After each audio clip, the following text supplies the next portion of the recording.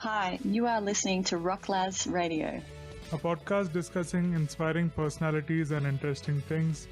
This is your host, Tanmay Shah. Tanmay is an India-based NFT artist and an entrepreneur with diverse business experience. This podcast is self-sponsored. The best way to support this show is to buy his art, NFTs. You can also become his patron. Kindly share this episode on socials and with your friends.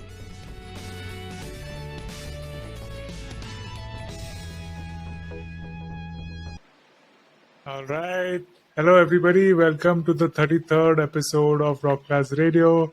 On today's episode, we have a very special guest, a famous photographer. He is the one and only Subodh Shetty. He's a storyteller at TEDx speaker.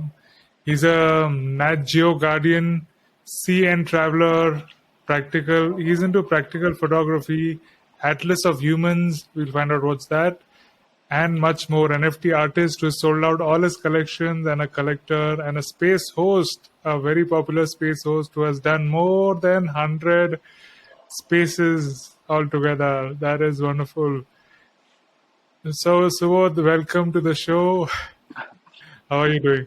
Thank you so much, Tanmay. Thanks for the wonderful intro. I'm doing good.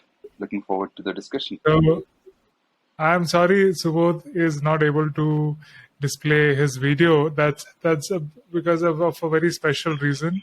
He wants the focus to be on the photographs, not the photographer. So because if he shows up, then all your attention will be on him. Oh, Isn't it, Subodh? that's a easy way to put it. But yes, it kind of true because I don't want my face to be associated with my art. My art is my art. In just appreciate that. That's my way of doing things. I've always been that way. Whether it's in Instagram, I hardly have any pictures of me. Whether it's now on NFT Twitter or in Facebook. It's always been my way. Very rarely I like to come up and show my face because that's not important. What's important is art. So please tell us more about yourself, Subodh. Yeah, you want to know about what, like my photography journey or NFT journey or? Yeah.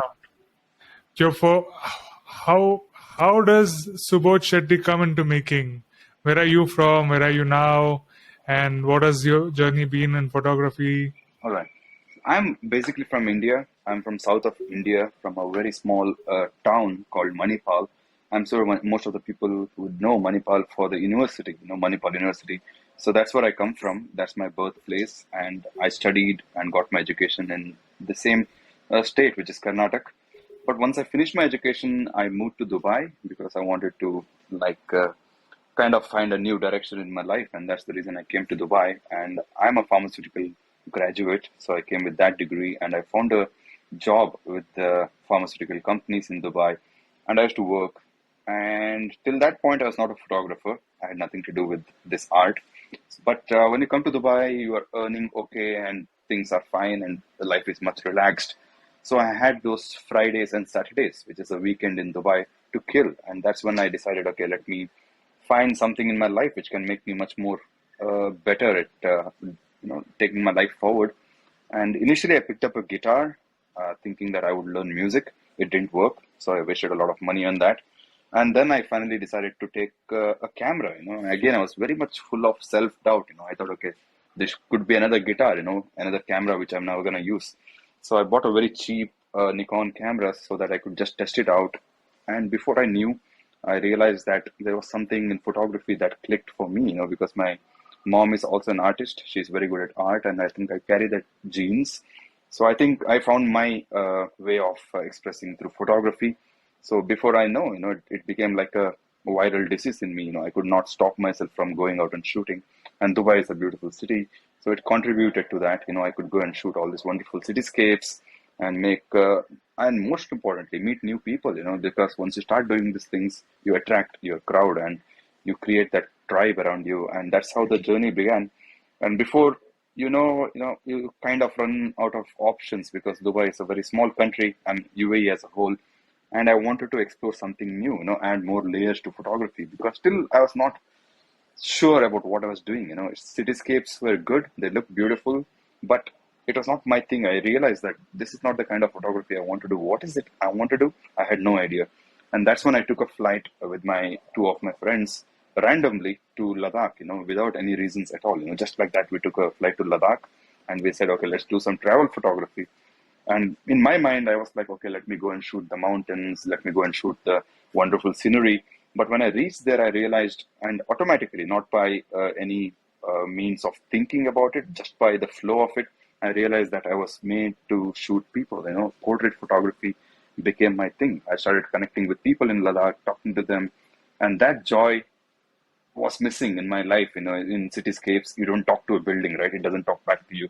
If you shoot nature, nature doesn't talk back to you. But here, people, they make you feel like you're part of their life, and they make you feel more warmer, and having tea with them, sitting along with them, listening to their stories. That's when I realized, okay, my calling is portrait photography. And since that day, since then till now, portrait has become a very important branch of my photography. And that's how it all began, and then at one point you come back and you start showing these pictures that you created in Ladakh. And after that, I went to Varanasi. I bought many more street and portrait images. So people started getting more and more interested in what I was doing, because in Dubai, most of the people were concentrating on cityscapes, whether it's Burj Khalifa or Burj Al Arab and all those things. But now I was bringing something else, and I was telling them there's much more than these things. And people are like, take us along with you, take us on your journey.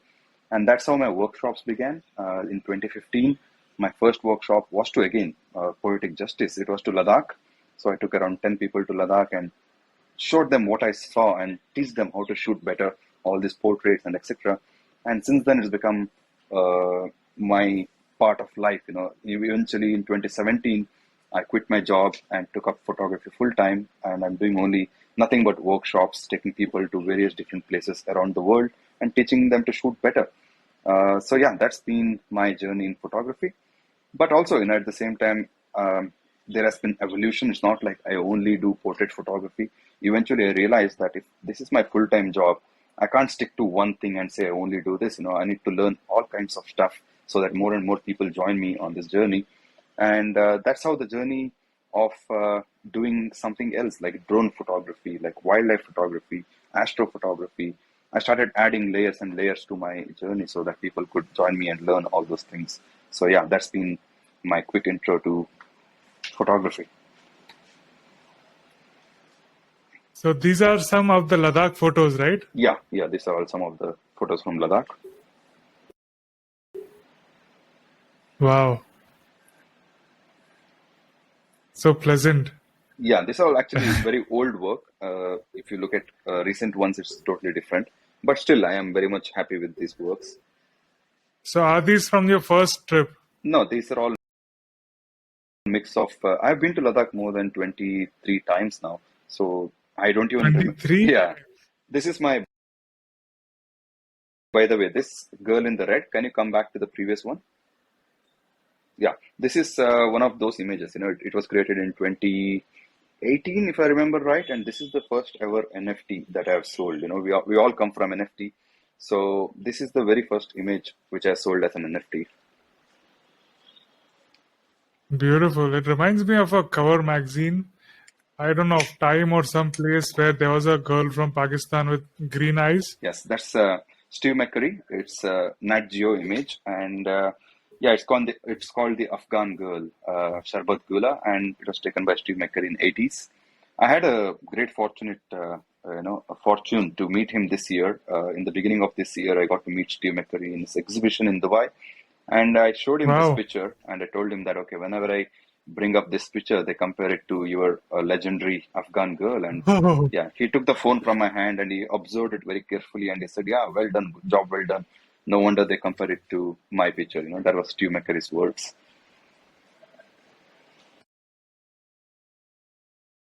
this is wonderful. Yeah. This is so good. And I'm an amateur photographer, but the detail, if I see, I don't see the reflection of the camera in her eye. So that's something cool. No, I think if you zoom deeply into the eye, you'll see me in the eyes, because I usually have a way of shooting. I don't use any artificial lights. I don't carry any flash and strobes. So whatever I use Mhm. is natural light. It's the sun So I need to modify that light and make sure that I create an image. So these are the images when I create standing outside a door and putting them just behind their doors. So that cleans up the background, and at the same time, you'll see me in their eyes, because when you do that kind of setup, you can't escape. You'll be in their eyes, and it's kind of cool. It's a reflection of you in the picture. Wow.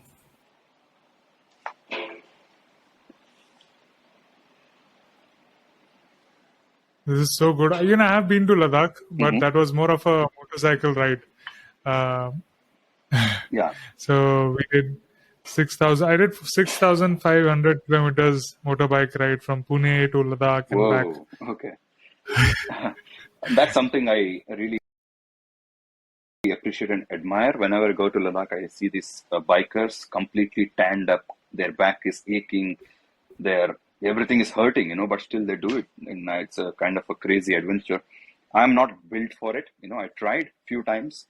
Within Leh, I drive the bike, but I realized that I'm not cut for a long journey. Yeah, it is. All the struggle and adventure comes with those perks. The sense of accomplishment is very, very high after that ride. True. I totally agree. I think you're in a very, very back, old stuff of mine on Instagram. There's much more better things on top. So you said in the beginning of your journey, right? So I was like, let me scroll to the deepest and find out his first photographs. That's a good thing, yeah. If you go to the initial part of my Instagram, you'll start seeing all the Burj Khalifas and all those things, because that's what I shoot. But then I overcame that and moved on to better things. It'll take 5 minutes to go. You have so many photographs. Yeah.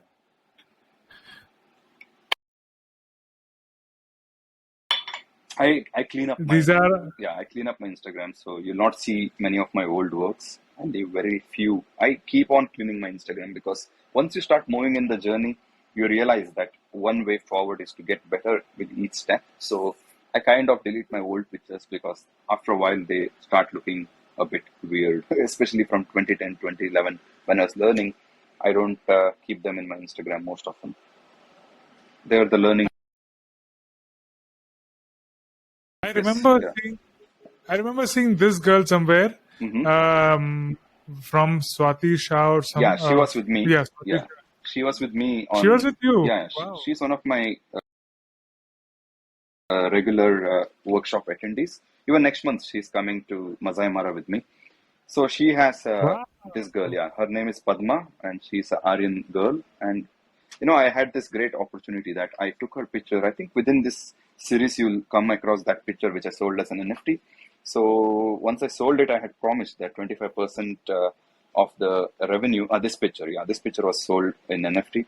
It was collected by Shanuf, and I had promised that 25% will go back to these people. And this year, just 2 months back, I visited them and I made sure that I gave not 25, I gave almost 40% of the sales revenue back to them. And it was one of those beautiful moments. I posted about it on Twitter as well. Wow, incredible. So Swati was telling the story about this, that they are descendants of Alexander the Great. Yeah, that's the myth. At least that's what they say. Maybe that's true, but yeah, that's the story that is being told. Yeah, and even in this recent trip to Ladakh, Swati was with me, and she happened to meet this girl again. She's now a grown-up lady. Wow. So look at the eyes, and you can actually with the temperature of the photo, and it gives such a good vibe. So this is the raw photograph, or do you do editing, post-editing, No, post-working as well? It can't be a raw, because raw is very flat. Raw is like an egg, and you make the omelette according to your taste, whether you like to put spices, whether you want to make it sunny side up, it's all up to you. So in my case, I do a bit of editing, not like changing anything, just enhancing the available details. So it's as it is, it's natural. This is how it looked in real. And that's what I try to communicate with the portraits. I don't play too much with my portraits, but with my wildlife and etc., I do play. I do use Photoshop. I do make them look even more glorious. I do look them like dream, literally. But in case of portraits, I like to keep it real. This is very real Yeah. and touching. Wow, man. And those are, So, if you if just, I ask yeah, you, if you just come down a little, yeah, just go up. You see that, no, no, just go a little bit up. Yeah, you see those, one more step up. Yeah, these photos, yeah, these are all from my home. That was one of my things. I never shoot at my home. We take it for granted. We shoot the world, but we don't shoot the home. So I went to my home and I made sure that this time, whenever I went during those days, I made sure that I capture some layers of culture from my own hometown, which is Manipal. We have this wonderful Mhm. folklore called Yakshagana. So these are all the pictures from that. It happens during the night. There's no light as such. So it's always the tube lights or the lamps which they keep next to them. So yeah, I had a great opportunity to cover a little bit of my backdoor stories, from my home. So these are all that series, and this picture also was on National Geographic. this one? This one, yeah, it was chosen by them for featuring. Yeah. Wow. So, have you added the link of that? Nah, I don't So, beat. featuring, where do they feature in the magazine, or No, in how the does that happen? online platforms. They have certain online Mm. platforms where they feature the good works they came across on social media. So it was on Instagram as well as on their official National Geographic, whatever handle it was. So I don't post links and etc. I don't really mind those things much. For me, it doesn't matter. Yeah, I don't have time to beat the drums. Yeah, Amazing. Where is this one from? these are all from Ladakh. Yeah, Okay. it's a Ladakh series. So, if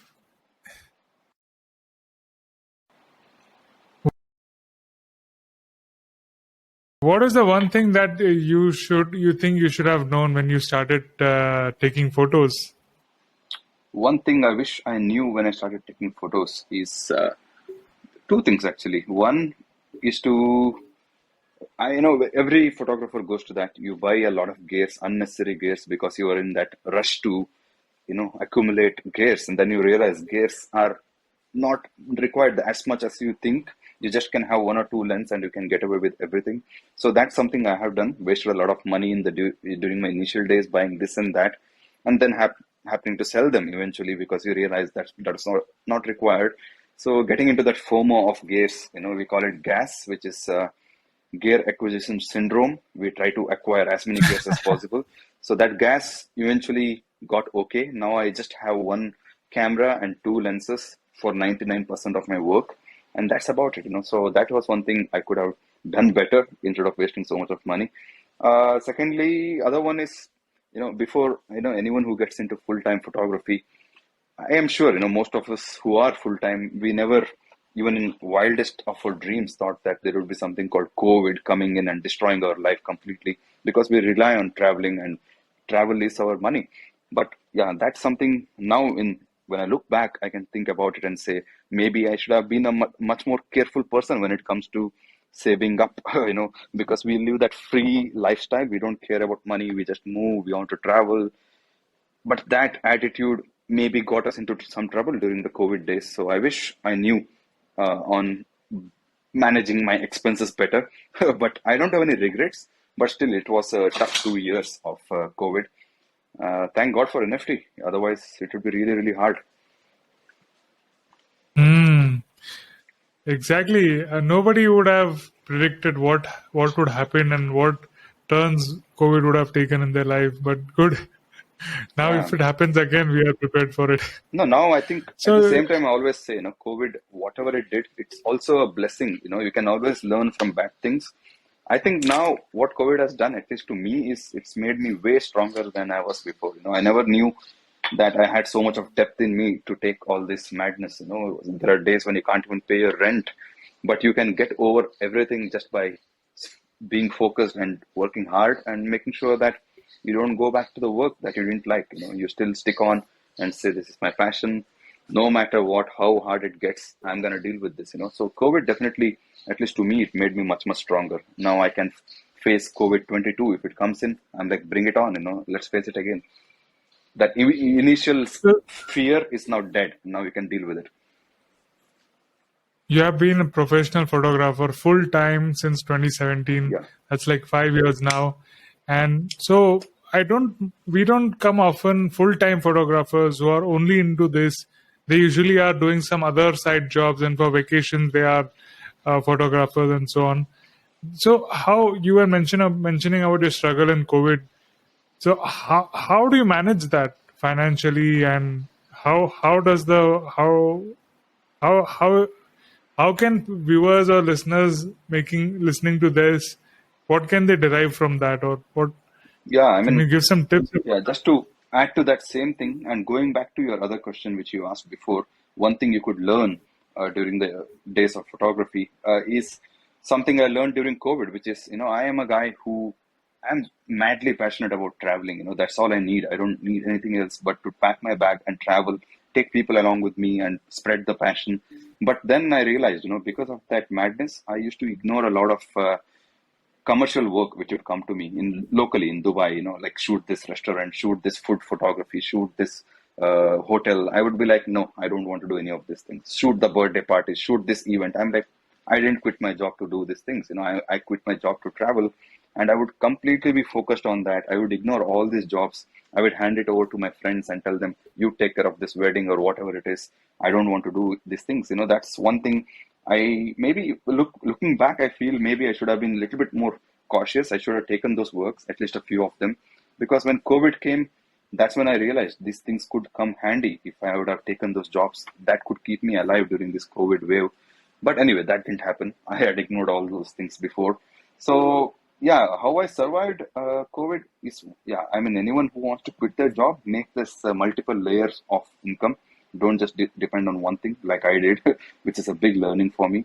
Now we have NFTs as a second layer of income. I have my workshops as my first layer of income. I do some commercial jobs when as and when I like it. Now I don't ignore it completely. So I'm keeping that lines of income coming in whichever way possible. I don't still do a lot of commercial, very, very, very, very picky on that because I don't enjoy it. So it depends, how a photographer wants to build his life. So apart from that, during COVID, yes, the finances were so broken. Uh, that's the time I just told you, all this National Geographic and etc. I don't even care about them. I don't even post about them. But during these days, I told, okay, this is my chance. Nothing to do, nowhere to travel. Let me participate in some competitions because I never participate in competitions either. I don't care about those awards either. But then I decided, okay, let me pick few which can earn me some money. I don't care about the award, but I need that money right now to survive. So I participated in a few. I won them, and there was good amount of money, and they kept me floating during these days. When there was nothing else to do, this money which used to come from competitions, few of them, again not too many, I won. I used that money to survive through 2020, 2021, and 2022. Fortunately, NFT happened, and now you don't have to break your head. You can just show your work and get it done. Yeah. And in your case, get them sold out within couple of minutes. I think it all comes down to the hard work. It doesn't happen just like that. I've been, me there. I've been around. I've been doing my best to be around as much as possible. I give my 100% to that space. Not because I want to sell. Right now, I have nothing to sell, but still I'm hosting spaces every single day, giving my time because it's not about selling. It's also about connecting. Enjoy the space. There are so many wonderful photographers and artists, and if you can do something to help them sell, that's good enough. I don't even go around beating my drums that I sold his work, I sold his work. It happens anyways. Every single day it happens. But I don't, it just makes me feel good that there's a chance to help each other out, so I enjoy that space, and all the sales which come because of, it's like a karma, whatever good you do, it comes back to you. Wow. Every day you're doing spaces. I always see you every day, always hustling, always helping others. I've never heard you talk about yourself or your artworks. So You do the in the same. same You lines, do the what same, and you don't do it. You host like really long spaces. You don't do it because you want to get sales. You do it because you can get someone else the sale. There's some feel good factor in that. In helping others. yeah, when I start my space, I even forget that I am an artist or I have NFTs to sell. So I'm so involved in listening and seeing the others work just like you. Exactly. So when people like come in and tell, never tell, so maybe share about something. That comes That is something to witness. So, Subodh, what are the tips you would like to give to one-of-one artists, photographers on selling their NFTs? I would say, I always say in my space as well, don't, if you just run for the sale every single day, it's not going to come that easily. It's going to look very desperate. It's going to look very weird to the people who watch, your audience, as well as the collectors who may be wanting to buy. It may look weird to everyone that, why are you so desperate? So my way is post that one of one, pin it up on your Twitter, and just talk about it in spaces, of course, but don't just talk about it all the time, every single time. Show other layers of your photography. For instance, if I have my portrait collection up, in my Genesis it was all portraits, I would put it up, I would pin it up. Every time it sells, I update the pin tweet. Okay, one more image sold, 5 more images to go. That's about it. Then I forget about it. Community will push it around, go to spaces, talk about it, of course. But apart from that, I would not overdo it. I would start posting my wildlife images. I would start posting my drone images, because you want to give that, you want to show who you are as a photographer, not just that one particular pictures you are trying to sell. It's beyond that. You are a photographer on a larger scale. So you need to talk about stories. You need to make sure that your audience understands that you are a photographer who is highly involved in this art for many, many years, and it's your duty to communicate that and make them look at you more seriously. Otherwise, you just look like that guy who has come to sell and nothing else. I'm here not to sell, but I'm here to tell stories. I'm here to connect with people. So those kind of intent is very, very important. That's what I would say. Don't just chase the sales. Enjoy the process, meet people, connect with people, and enjoy the process. It will come to you. Amazing, amazing. Thank you. You mentioned about workshops as well. So how is your... So I was listening to a podcast by Rachel, who's going to be coming. Who's going to be a guest in couple of in next week. She talked about passive incomes, and many of us artists and photographers think that what we know everybody knows, and my skills are not worth teaching somebody. So people don't even try doing that. So that just clicked me that, okay, yeah, developing a skill and craft, we can actually teach it to somebody else who's willing to learn or seeking help. So how did you start taking your workshops? How did you decide how to price them, and how did you go about marketing it? Yeah, I mean, as far as teaching goes, yeah, it's up to one's own. I'm not a guy who tried to tell everyone that join me, I'll teach you some amazing photography. I just told, come with me, let's explore some new places, let's have some fun. At the same time, take some photos, and maybe I'll be around you. I can help you a bit in making better pictures. That's all I told. I didn't overpromise that this is going to happen, that is going to happen, none of those things.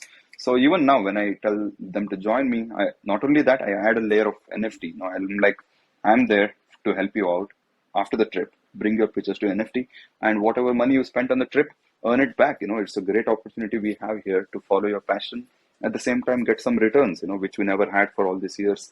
So those are the kind of things, I don't overpromise to change everything about their photography and all those things. I just say that let's have a good time, let's go out. And everyone who comes on my trips, most of them are regulars now. They join over and over again because that's what they enjoy. It's not just about pixels all the day. We talk about stories, and that's all it is. We have drinks, we have fun, we crack jokes, and those are the things which are memorable, not just the images.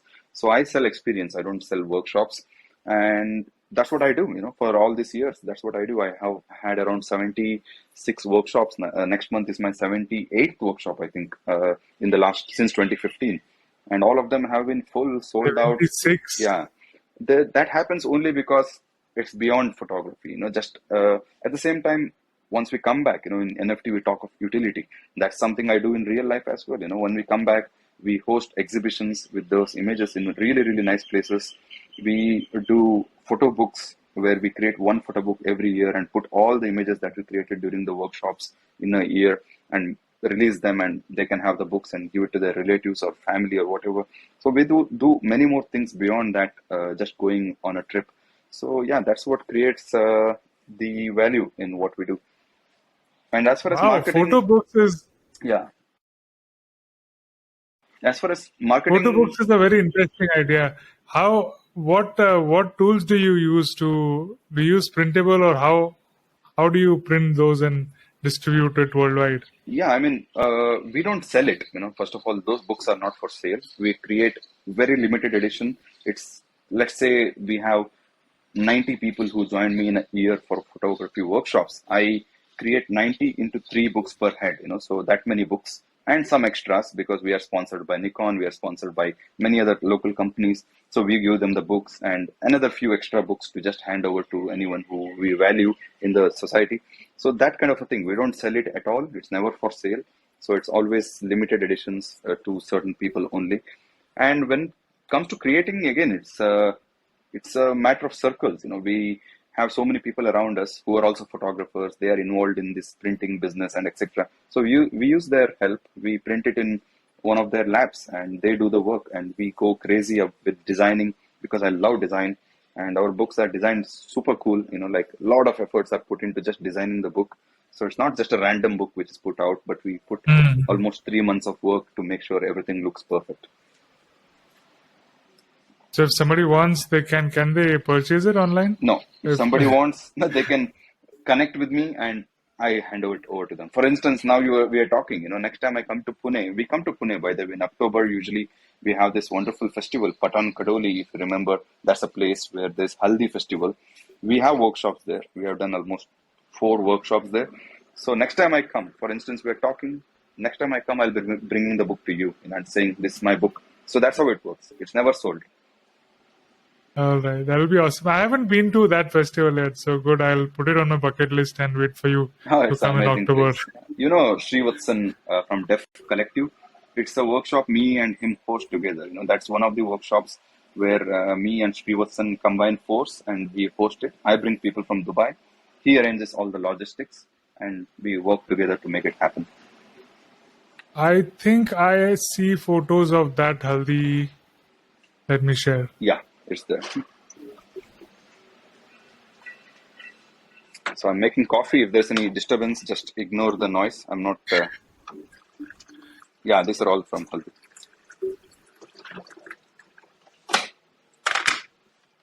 This looks like Holi. This Holi, yeah. There are more, of Haldi. Yeah, down there, the busy one. Yeah, this is from Haldi. Yeah, those things are. But this looks more like Pandharpur, Yeah. I mean, Maharashtra has 2 of them. One is Patan Kadoli, other one is Jejuri, I think you call it. Jejuri festival. Wow. Yeah, it's quite a nice madness. It's very close to you. You should be attending definitely. Yeah, have you been to Pandharpur? No, I have not. I have heard of it, but I have not been there. Since COVID, my visits to India has drastically reduced. Now I look beyond India. Before it was more India-focused tours, but now I look beyond India. Yeah. So you mentioned you're talking about marketing. Mm-hmm. Marketing those workshops. Mm-hmm. So how did you do it initially? Of course, now the people will be coming with word of mouth, but initially, how did you start? Yeah, I mean, initially I didn't have to market it. People were asking for it. There was a lot of demand to travel these places with me. And that's how this first trip began. In 2015, when I did it, it was just the people's demand. All the 10 people who came were the ones who volunteered for it. After that, they became the marketing agents. They tell their friends that the trip was great. Whenever he does the next, join him. So that's how it works. And I also have a group on Facebook. It's called Photo Walk Dubai. It has almost 23,000 people. So there, I just put up a poster. Okay, next trip is this. And in Instagram, I put up a poster. And that's about it. I don't go crazy about it. If it fills, it fills. If it doesn't fill, I'm still going. That's the kind of attitude I have. And it just works. Even the recent Cappadocia trip, which I did last month to Turkey, I didn't even market it anywhere. I didn't put it on Facebook. I didn't put it on Instagram. I just said in my WhatsApp group, we have a small group. I said, I'm going to Cappadocia. Anyone who wants to join, feel free. And it was full in no time. Same with Masai Mara. I didn't even announce it so far. It's happening next month. It got full before even I could market it. So I would say it's a blessing. But yeah, that's how it works sometimes. Masai Mara is in Kenya? Where Kenya, is it? Yeah, for wildlife photography. Kenya. Yeah. Wow. So guys, follow. I'm going to put all the links in the description of the episode. Do follow him on Twitter and Instagram to not miss out on the next trips. Yeah, please come. We are going many more places. There's Kyrgyzstan coming up. There is Mongolia coming up. There's going to be Vietnam very soon. So yeah, I'm exploring the world now, not just India. India is where Let's it began, go. but now it's expanding to other places. So, Subodh, how did you get good at photography? Practice. Yeah, there are two things. One is practice, of course. You practice so much. You said that I'm a professional photographer since 2017. The actual thing is not, because I was professional from the day I picked up my camera. Because once you go crazy about it, once you shoot it at that time it was every single weekend because you had a job to do during the weekdays. But then even while doing the job, I would take a break and travel. Even during the job, I would take a break and do a workshop and travel with people. So all those things were going on since 2013. So once you go crazy about something, you're gonna get good at it. There's no other option because it's all a matter of practice. More you shoot, more you learn, more better you get at it. And yeah, there's a lot of mistakes which has been done, which are still being done, but those are the images I don't show. Yeah. So this lion image is something that I associate you with because when I first started seeing your photos, I saw this collection. Yeah, I mean, this is an epic, legendary image in NFT because we all know Sloika, which is such a great platform to sell your images. So this was the image which started the editions on Sloika. They had no editions before, but they decided to run editions on their platform, and they fortunately contacted me and said, "You want to do an edition?" I'm like, "Of course." And this was the image which kick-started the edition journey of Sloika. Yeah, this was my previous one-of-ones which you're looking at. So when I changed the window, were you able to see the... Right now, no. 1 second. So this is the Sloika collection. Yes. This was my one-of-one.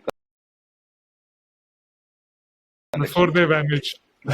This was my second release of one-of-ones, and fortunately, all the images, I think it had 12 images, they were all sold out before the official launch. We had a drop party planned on that day, and before the drop party, it was sold out party. I'm thankful for everyone who supported these things. Yeah. Look at this. Right into the eye. It was super close. Yeah, we are like 30 feet away. It was so close that my camera couldn't focus because it was too close to focus. But managed to focus anyway. So I have heard collectors saying, Subodh, on live space that please, like begging him to please tell them and let them know before he does his next launch. Yeah, I don't know. He's so much.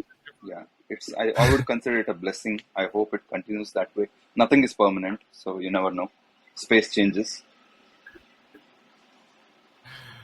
All right. So what gears do you use? Yes, you said not to invest in a lot of gears. Yeah. What gears do you use? I'm again fortunate that I don't have to buy any gears because I work with Nikon very closely. So even in my workshops, whenever people join me on workshops, they may not have the best of gears. They may have a little bit of compromised gears. That's where Nikon comes in. They provide gears for everyone who joins my workshop for free. We gather as much gears as possible, the best of best, and hand it over to everyone who joins. So similarly, I don't have to buy gears because thanks to them. So even with this wildlife, the lens that I use is 400 mm 2.8, which is a bloody expensive lens. You may have to sell your kidney to buy it, that expensive. So I don't buy it because I can't approach it. So they provide it to me. And even the gears, I use D6 or a Z9 from Nikon, again provided by them. So it's been more than 8 years since I bought a single piece of equipment. But I have my own. I have a Nikon D5 and I have a 7200 and I have a 2470. These are the three stuff that I like to keep very close to me. because if I have to travel tomorrow without asking any gears from Nikon, these are the gears I need, and I always keep them ready. But apart from that, I can get anything I want thanks to Nikon.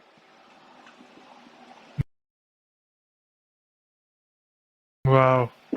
Do Nikon have action cameras as well? No, they tried. There was a rumor that they're going to come up with a 360, but it never happened. I don't think they're going to do that because it kind of there are already companies doing it very well. So why to compete with that category when you're already doing so well with your cameras? So I don't think they'll ever come up with that. I had done a vocational course for a few months in school on photography. Mm-hmm. I was in Mahabaleshwar, in Panchgani, Mm-hmm. you know? Mm-hmm.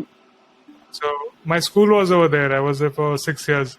So we used to go out camping and photograph landscapes and all that. That's when I started loving photography. Mm-hmm. But these days, I like action more. So whenever I'm going outside in trains or buses or in any other cities, Mm-hmm. I like to record videos. So just walking through the traffic, I have clips from all the places I visited. Mm-hmm.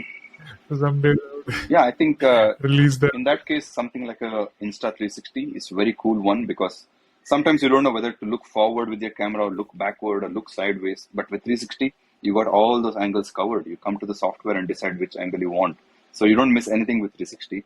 That's one thing for fun videos. And I think one of the most important things nowadays is a drone, and drones are getting better and better. Even DJI released another one recently, which is like a FPV, completely easy to use and very safe to fly. So those drones completely change the game when you travel. If you include a 360 with the drone, then you got it. Everything that you want. Wow. Yeah. So which is your favorite lens and why? It's very hard to say because I shoot so many things. It depends on what I'm shooting. If I'm going for a portrait photography, I would say 7200. If I'm doing a street photography, I would say 2470. If I'm doing wildlife, it's a 400 mm. If I'm doing deep space, it would be 600 mm. So it depends on what you're shooting. But if there's All right. at gunpoint, if I'm asked to travel the world with one lens, it would be a 2470. It would be can you repeat that? 24 to 70 from Nikon. Uh-huh. That's the only Alright. lens I need if nothing else is available. Okay. What are your favorite settings in the camera? I think that is impossible again to talk about on a call because again it depends on what you're doing. But 99% of my shots are done on aperture priority. Any photographer would understand what I mean. I don't use manual. I use manual mode only when I'm shooting maybe a Milky Way or stars or of those kind. But 99% of my shots during the day is done with aperture priority, whether it's a wildlife, whether it's a street, whether it's a portrait. I'm a aperture priority guy. So what I do is fix the aperture, camera takes care of the shutter speed. I feed the ISO as much as required, and that's about it. I like to keep camera out of the picture. When I'm shooting, it's me and the lion or me and the subject, the portrait subject, and nothing in between. I don't want camera to come in between and, fumbling my settings is not my thing.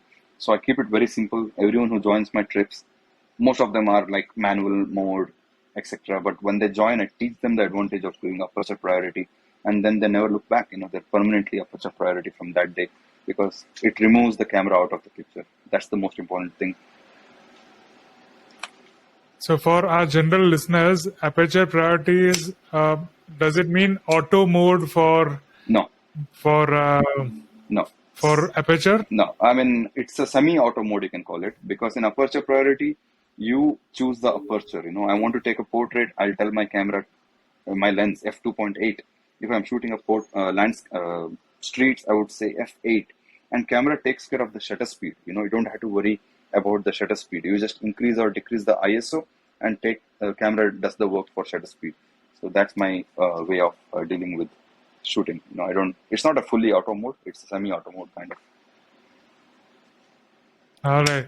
So you like to keep it as raw as possible. As you mentioned, no camera in between you and the subject directly. Yeah, because that is the thing, in portrait photography, I have that rule which I set on myself. When you're taking a portrait, talk to them as much as you want, talk to them for hours together. But when you lift the camera, that moment of pure portrait moment is just for that few seconds. If you waste your time just fumbling your camera and saying, "Excuse me, I have to set up my camera. Give me another chance." By that time, they'll be losing their actual, expression. So my camera, once I lift my camera to shoot a portrait, it happens within that 30 seconds because that genuine moment is very, very fragile. Yeah. That's a very important tip. I love this one. Yeah. Is this in Dwarka? Yeah, this is in Vrindavan. In Holi, it's a place called Vrindavan. Yes. What is that place called? I think there are two places we go there. Why is it slipping out of my mind? One of those places. Nandgaon. Nandgaon is the place. Yeah. Mm-hmm. Wow. So guys, this is Subodh. God, okay. I need to delete that post now. Subodh spotted. Let's get rid of that. Here we spotted Subodh. Actually gifting those Buddhist kids the book that I told you about the book. So it has a lot of their pictures. So I was gifting them the book so that they can have a look at their pictures. Wow. This was in Ladakh again.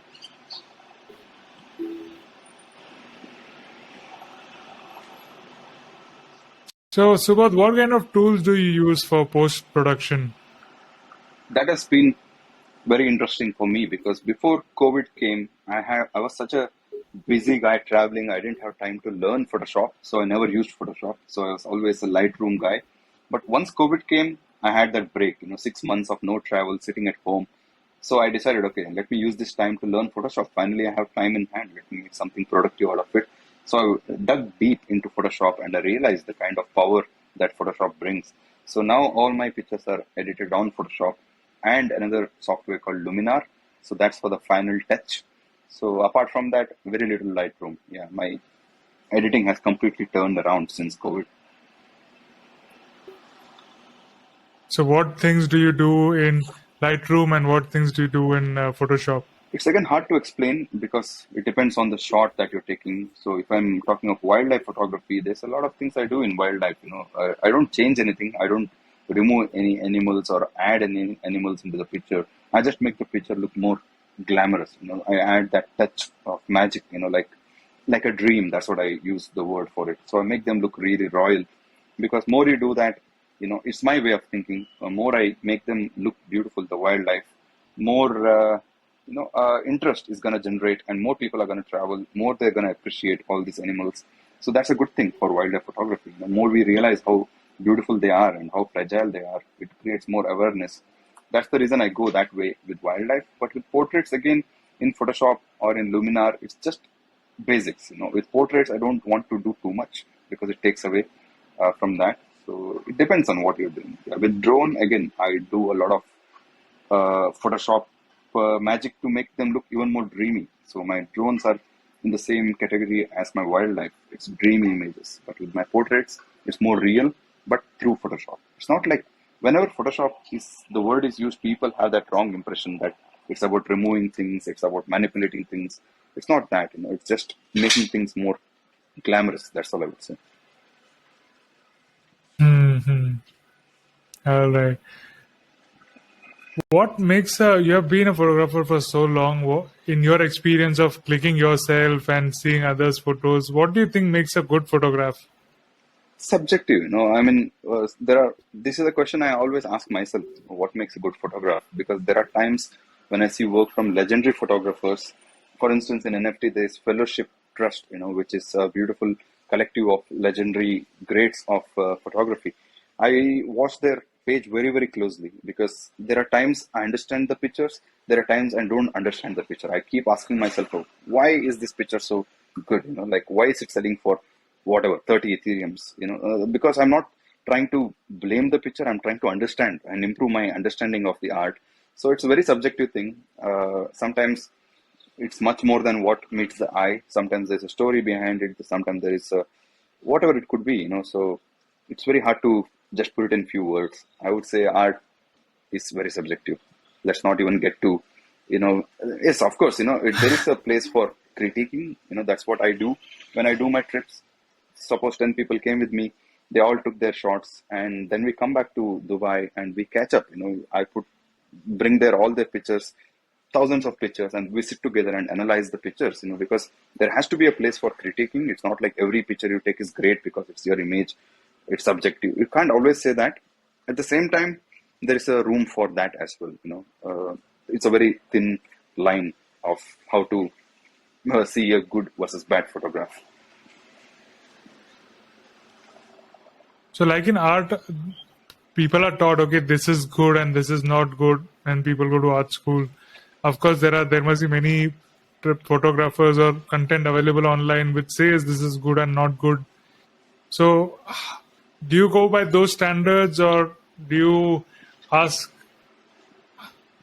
from your own perspective, you try to decide, or just like from within, this feels good? How do you balance that? Yeah, I mean, Has it ever I've not happened? been to any school. I didn't have time to read a lot of articles to see what is good and what is bad. All I do is I have a bunch of books. I have so many books of photography, and I would say 99% of them don't have a single word in them. I don't buy books with too many words because I want to see the pictures. I don't want to get into that rhythm of words. Okay. I love stories. I love all those things. So it has come with seeing more Yes. photographs. Just like a writer needs to read a lot of Yes. books, a photographer needs to see a lot Yeah, of what I do photos, is I open these I books, guess. turn the pages, and just not turn like we do in Instagram, just scroll. I turn the page and literally sit on the image and think, why did this guy do it this way? For instance, if it's Steve McCurry image, I have so many Steve McCurry books. I just sit and wonder why Steve McCurry took this picture. I think beyond the picture, what could have been outside the frame? Why did he only include these things? What was his angle? Was he standing? Was he sitting? Was he squatting to get this angle? And why this element, why that element, so those things, just dissecting the picture that way helps you go a long way. And it's something, you do it more often, it gets stuck in your head. Those things are always running in your head. Next time you see a scene, all those things come back to you. It averages out and you get that picture. So that's my way of educating myself. I don't go with use this rule or use that rule or break this rule or break that rule. I am like, whatever comes in front of me, I'm going to create my own rules and make sure that I justify that moment. That's all. That is awesome. Subodh, we have many photographers coming all from many parts of the world who are just starting off, but with their mobile phone. So what are the principles or few tips or guidelines you would give to mobile photographers?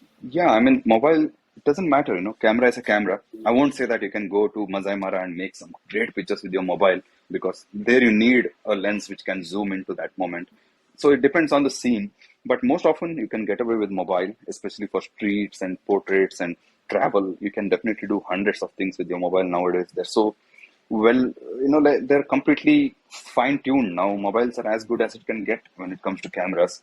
So I even had this opportunity where Samsung, I used to work with Samsung and for 3 years almost. So they gave me a camera, phone. Many times they've given me many phones, but there was one instance where I was traveling to Bhutan. It's my first trip to Bhutan. I never seen Bhutan. I was quite excited about it. It's a workshop. But then I decided, at the same time, I got this new phone from Samsung, and they were like, since you're going to Bhutan, can you bring some wonderful images and we'll make a workshop when you come back? I'm like, okay, this is a new responsibility now. So I kind of ignored my Nikons and I went to Bhutan with only focused on phone pictures. So there are a lot of great moments. It's a beautiful festival happening there, but I just put myself in the shoes of the phone. I'm like, forget Nikon, just create with this phone because it's a responsibility given, and let me see what I can do with this. And I was surprised. You could do so many things, so many wonderful images, because nothing changes. Composition is still the same, whether it's a camera on the phone or camera on a Nikon or a Canon. It's the same composition rules. It's the same light. You just have to figure out how to use the light. So moments are again up to you as a photographer to choose the moments that you want to capture. So the basics still remain the same. It's just the camera is much lighter, much flatter. Yeah, and that's all it is, So yeah, that's all I did, and it was wonderful. I came back and did a workshop for them, and it was great. Yeah, people really loved it, and even I learned a lot about how it could be done. So phone photographers, they're Are already these equipped. All they need is to these are the images from phone. Yeah, you're right on dot there. Yeah, all these Bhutan images, this is from a phone. Maybe there's one more next to it. This is from a phone. There's another image. If you just come out of this, I'll show you. This is just scroll a little down, just one step down. Yeah, that flower and the baby sleeping there. Yeah, come down. Yeah, the one. Yeah, oh, this is from a phone from Kolkata. It's one of my favorite shots. Yeah, so phones can do a lot. Yeah. you were saying something for photographers when I showed this, when I was showing the images? Mobile photographers? Yeah, I mean, all I'm trying to say is, just learn the basics of photography. All kinds of rules are there laid out. It's not like you have to follow them. Just read them, understand them, and go out and do whatever the moment offers. Don't stick to anything. Just do as per the moment. There's a app called Open Camera which gives you a lot of manual settings over the Hmm. phone. Do you use that or do you use the inbuilt Yeah, I app? mean, Samsung has the manual mode, but I never bothered because auto mode was good enough. So I don't like to complicate things. I'm a guy of keeping it simple. Just I don't want again that phone to come in between now to take a shot. So I don't have the moments are flying. Mhm. So I don't want to get it complicated. That's why I use just a normal basic auto mode on phones. Even on my iPhone, which I use now, it's always on auto. I don't even bother to check any other options.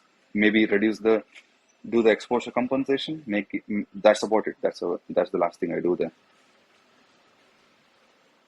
And there are a couple of things like the two-thirds, and the golden ratio. Do you bother about those, Yeah, or how do you decide? for me, I don't know whether I'm allowed to say this, but golden ratio is overhyped gimmick.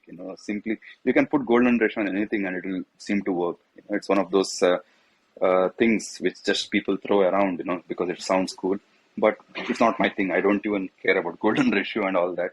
This actually is just a very simple composition of minimalistic negative space on top and centered composition at the below. So I don't even care what composition rule. It looks good. That's all. Mhm. So what do you mean in simple words? What is negative See, the baby is so in minimal, this? it takes such a small portion of this image. The Mm. whole image, almost three-fourths of the image is negative space. It's just one thing, like patterns of flowers covering up the whole image. Mhm. And then the baby comes in as a subject in a very minimal way at the bottom, in the center of the frame. And that's about it. So if you remove the baby, it's still an image of patterns of just one thing repeating itself kind of thing. Then the baby adds that X factor. Yeah. Wow. How many photos do you click before finalizing which one to move ahead with? Yeah, that's again depends. So with portraits, I don't have that luxury because I told you the moments in portraits are very fragile. So usually two, three, four Mhm. pictures within a shot of 10, 15 seconds, and I'm done. Because in portraits, I usually go both ways. One is horizontal, one is vertical. I analyze which works. Uh, Apart from that, nothing Mhm. else. I don't have the luxury to keep on shooting with portraits. With wildlife, again the same. Wildlife is changing every second. You don't have any control. So yeah, it depends. If it's a landscape, of course, you'll take a lot of pictures because landscape is landscape. It's just sitting there. Wow. These are So all average base camp.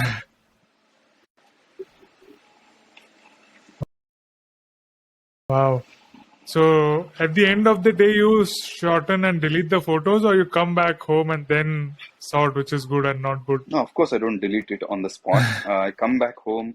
Even at home, I go through a lot of these pictures number of times, and then there are moments when I really know that these pictures are never gonna be used. So then I start deleting them because we all have a big problem with storage. So I don't keep all. Yeah, Exactly. in Masai Mara, for instance, if I go to Kenya, I come back with 10,000 pictures. It doesn't mean I keep that 10,000 for life. I reduce them to 200 maybe, and then remaining will be evaporated. Wow, I love this one. Yeah, this picture, it's now with unknown collector. Yeah, he holds this. Amazing. This could be also used for that nifty dreams, like a dream, new hope photo. We got the sunrise. True. That's what I do. Usually when I travel, I I love. have candles in my bag. I have this incense sticks, which we call agarbatti, in my bag because you never know when the Yeah. opportunity comes to use candles or incense sticks. So whenever I see this ray of lights coming in, you need smoke to elevate it. So that's when I start using this incense sticks and bringing out that magic. Wow, that is very smart. Yeah, always carry That's a that. cool tip, guys. Take a note of it. Lot of chocolates, just in case you come across a kid and you want to make a portrait. What better way to make friendship than with some chocolates? That's a nice icebreaker. Then these things, candles and incense sticks, just to create some drama. You'll see a lot of such pictures in my profile with candles and etc. So let's do one thing now. Let's take one of your favorite photographs and you tell us a story Oh behind my it. God, okay. My favorite photograph. Can you just run through my Instagram? Can you go to the top? Keep scrolling. I don't even know which is my favorite because everything is my favorite. Can you come down? If it's not favorite, it will not be on my Instagram. uh, let's keep going. So you have how many? Well, about 1,000 favorite Yeah, photographs. some of them are repeating many times. Yeah, and just for making it easy here, can you go to the cheetah which is jumping? Just down. Yeah, that one. Yeah. It's a series of cheetah images. I love cheetahs. They are one of the most gorgeous creatures I've ever seen. So let me not even say it's my favorite photograph or anything of such, but these are all my favorite moments. Every moment I spend with cheetahs is always special for me because there are hardly 7,000 left in this world. Can you imagine that we are like billions and billions of people, and there are 7,000, which is nothing. So yeah, it's just my way of thanking them for their presence. So just so beautiful they are. Yeah. So I would rather say this is the moments. The kids are so furry. Yeah, the kid on the top, which you see, it came so close to my camera. You can see it's so close. After 2 days, it was dead. Because lions killed it. So that's how fragile the life Oh is about no. these cheetahs. Yeah, they're the underdogs of wild. So I really always like underdogs, and I love them. Or there was the Undercats, yeah, in this undercats. case, yeah. So the cute baby, which is, yeah, By the way, looking at my camera, was dead after 2 days. That's how fragile things are, and that's why I appreciate them even more because we are lucky we can see them right now. We already destroyed it to 7,000. So I don't know how long this is gonna continue, and they may be very soon extinct. Who knows?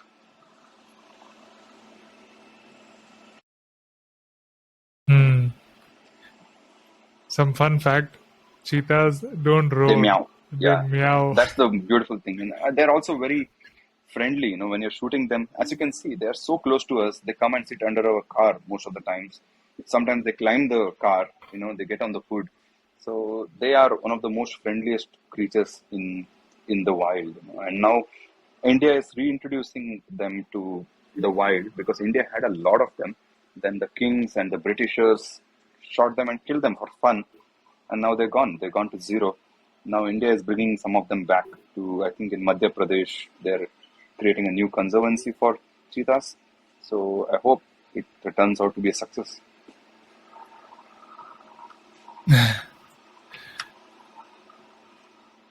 So we have a question from our listener on Twitter. What Arjit people Mondal are asked this listening live question. right now? I had done a poll before, but yeah, we'll definitely start live streamings with this. So Arjit Mundal asks, which one is your personal top 5 favorite photographs clicked by yourself, and which are the top favorite photographs from other photographers? Man, it's very hard to choose.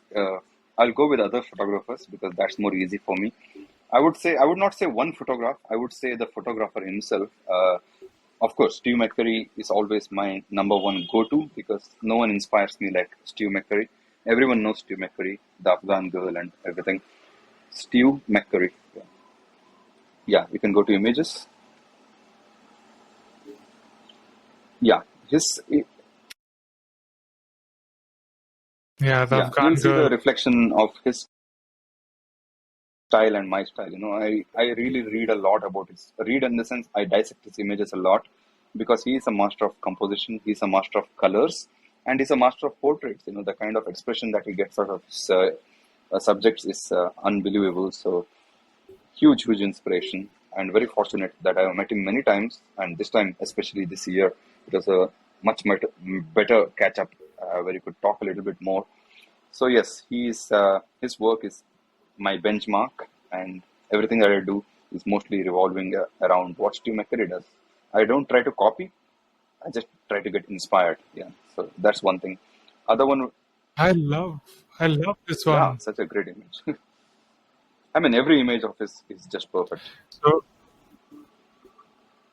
so for the audio listeners, this is a photograph of um, some person in Rajasthan with his red turban, and what I like about it is his expressions and the face wrinkles in the face and the eyes Exactly. and the whole glow that is coming out of the.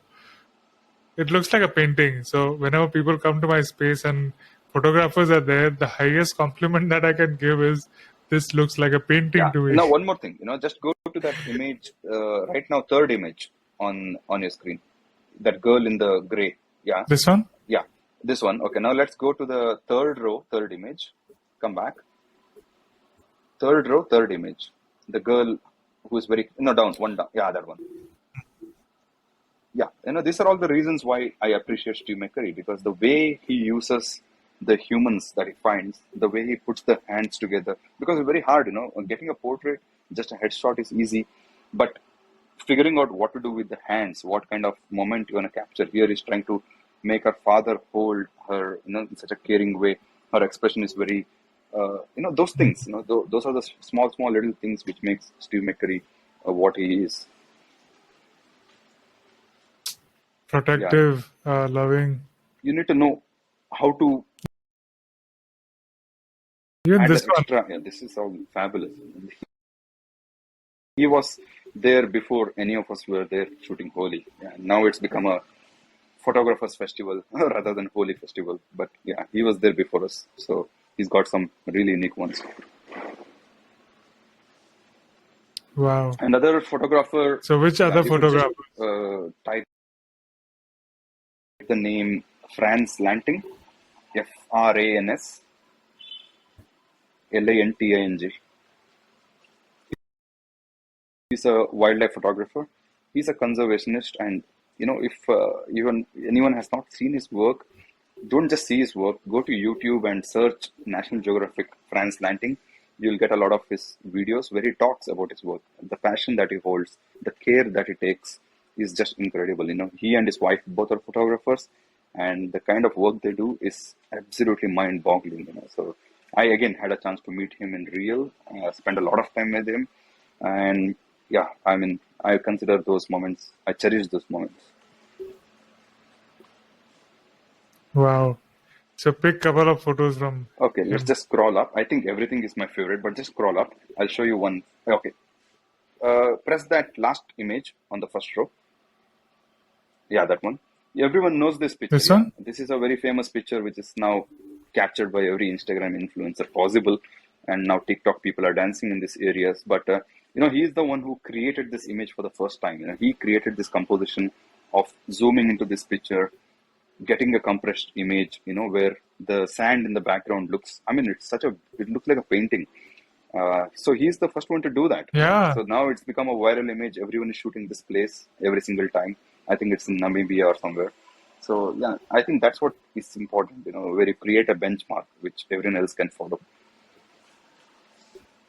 What is this? How did the sky get It's not like sky. that, or is It's it a just sand dune. It's a sand dune in the background. It's like a mountain, not even a sand dune.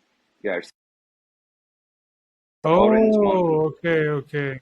He compressed the scene. Yeah. Wow. So there's a lot. By compress, what do you I mean by mean, when you compress? zoom into a scene with a longer zoom lens, Mm-hmm. what you do is if you use a 200 mm or a 500 mm to shoot a picture, the background comes closer because that's the optical thing which happens. It's called compression. You bring the background much closer than it is because you're zooming in. Yeah. Okay, got it. So in video editing, I do a lot of 3D Mm-hmm. animations. So there is a Alfred Hitchcock effect which we Mm-hmm. call. So we use this Mm-hmm. lens, camera lens. The lens gets Mm-hmm. larger, and the camera I know. moves, and at the same it comes close. So you get an effect that the the object and the things behind it are like zooming in and then zooming Yeah. out. It's very trippy. It gives a I very know that trippy technique. feeling. Yeah, I have heard of that technique, and it's such a cool thing. Yeah, it's very mind-boggling again. Yeah, I think with translating, I can't choose any image. Every image is a masterpiece. So that's the power of these photographers. Yeah, cheetahs. He has a beautiful book on Africa. Whenever I go to my camp in Masai Mara, they have this book on the table there, on the coffee table. So I just dig into it. Like 2 hours, I didn't move from the seat. Let's go to that Hmm. image. Just scroll up. Scroll up, scroll up. One more.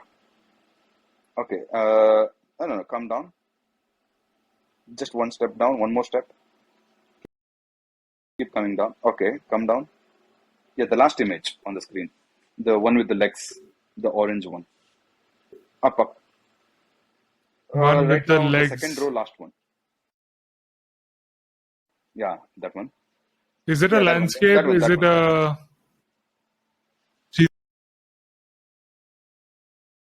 No, no, cheetah? no. The second row, last one. Second or Yeah. last one? Yes. Deers. Yeah. Such a classy image. Maybe, yeah, here it is. I mean, the composition, the way it's put together, everything, every image that he takes is just like that. So, other photographer would be James Natchathway. If you can just go to Google, James space and Natchathway, which is Nacht. By now, you should be seeing the prompt. Natchathway. Yeah. Yes, him. Black He's a and war white. photographer. Again, great fortune of me. I've met him many times. Even this year, we had a chance to see him. And when he gave a speech in that particular photography exhibition where I was, and it was 2 hour long speech. And before that, there are many other photographers, landscape photographers. There are other photographers who give. Even Stu McCurry gave a speech in the same hall. People were clapping, people are applauding, people were talking to each other about how amazing the pictures are. But when he presented for the 2 hours, it was pin drop silence because that's the kind of depth that this guy brings. He makes you speechless, literally, because his works are so powerful. It's all reality of human nature, the war, the destruction, the droughts, and his pictures just makes your jaw drop to the floor. It's very disturbing. What attracts him to? Yeah.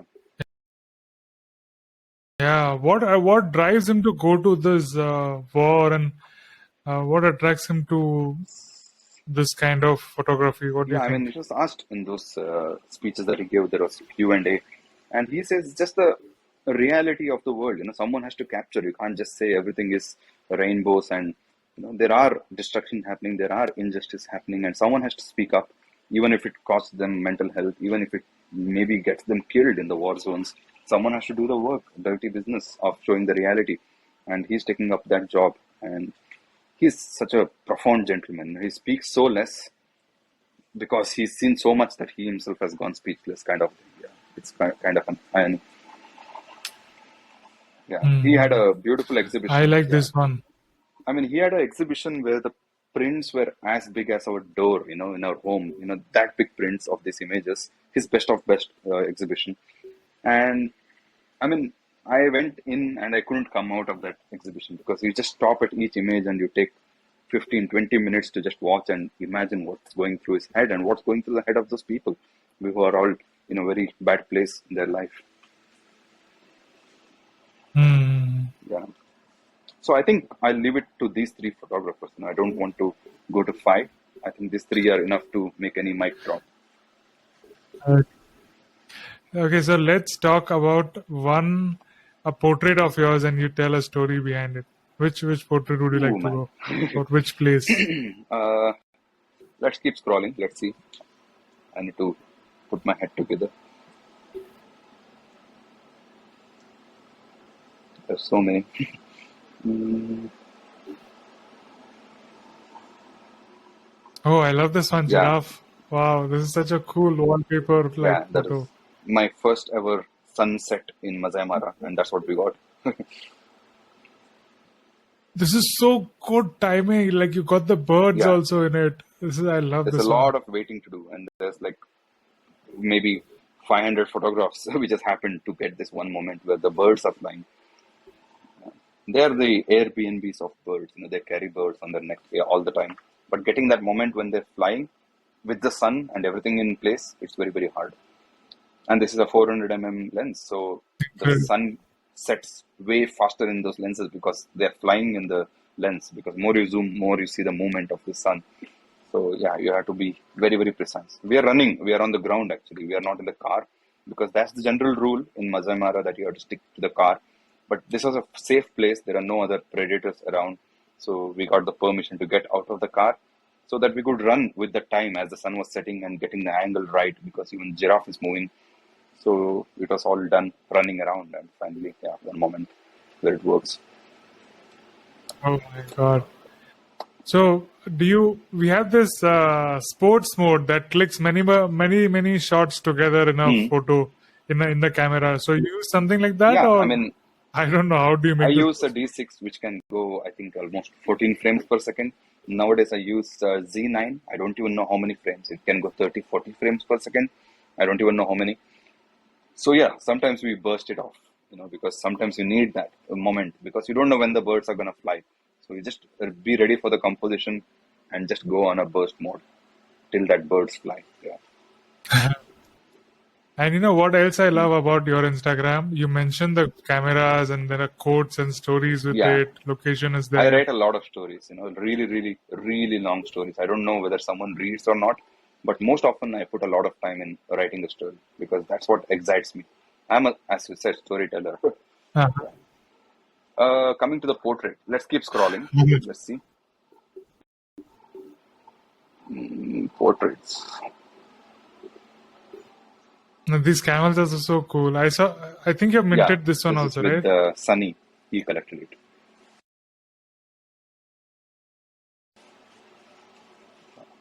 Nowadays, these are all become rare commodities because now we can't fly drone in Dubai. They have banned drones because of certain security reasons.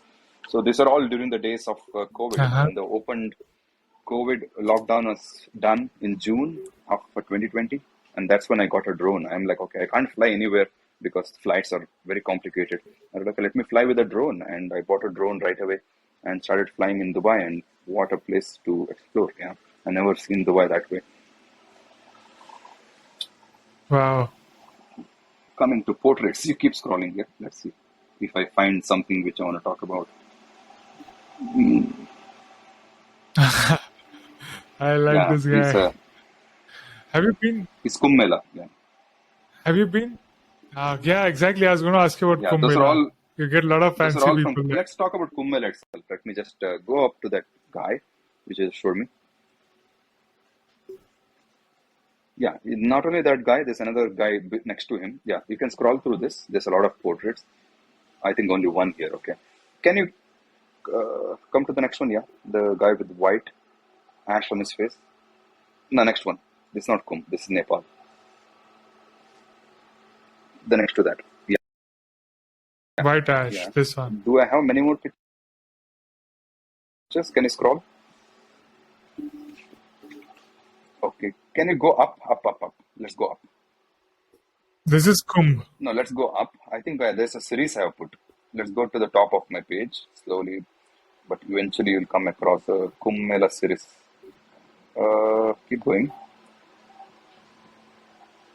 This is what happens.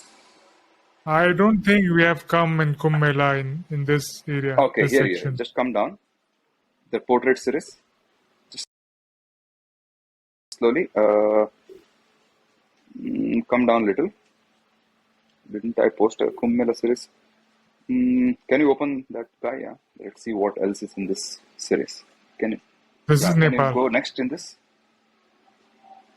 Okay. Anyways, Kumbh Mela is one of those places, which happens in Allahabad, and there is like it happens once in 12 years, and what makes it special is the kind of efforts you put as a photographer. You had to walk. At least for me, my camp versus where it happens was 17 kilometers away. So I had to walk 17 kilometers each day to reach the main place where it happens. And there's no transport because everything is blocked because people are crazy there. So there's no vehicles on the road. Yet only way to do is to walk. And yeah, I think it was quite an experience. I told myself, at least for that point, I told myself I'll never come back to Kumbh Mela again because it was so hard to do this kind of shoots. 24 hours literally out with no food, no water. You're just out all the time because you can't come back. It's 17 kilometers away. So it was really a lot of hard work and so many people I don't even know, 5 crore people in one place. So it gets really exhausting.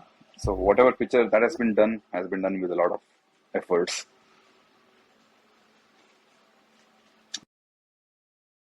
There is a series down there, I have a Kumbh Mela series somewhere down there where I have a lot of pictures. Where will we find just go that? up. Just go up. Go up. There's a guy in the water. Just click on that guy in the water. Next, let's see if we got more here. Yeah, here I think 2 or 3 pictures. Yeah. These are all, these all images that Kumbh Mela has given me has been through that 24 hours of no food, no water, stuck in a place where you can't go anywhere. Yeah, that kind of a scene. And here I was standing in the water for almost 6 hours. I was in the water, in the cold water. I got into the water by 4 o'clock in the morning till around maybe 10. I was in the water, Yeah. Oh my God. Because they come to the water, so you want to be in front of them.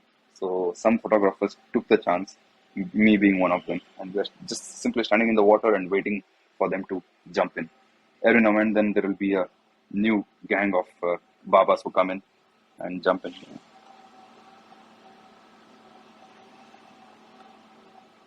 I just love this one. Yeah, this was really, really, really close to me. They don't care about photographers. They are in such a great high doing their thing.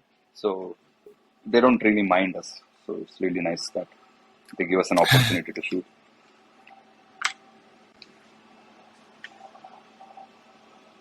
So really tough work. This was tough. Yeah. So much hunger and standing in water, chaos. I told myself I had one more friend with me because I didn't take a group here because I know it's going to be hard. So I just took one person who came all the way from Malaysia. And even he said, I am done with Kumbh for life. I am never coming back again. Even I said, I am not. Yeah, because it's that hard. It really hits you hard because it's not easy. But we say things, but we'll again go back. I know that.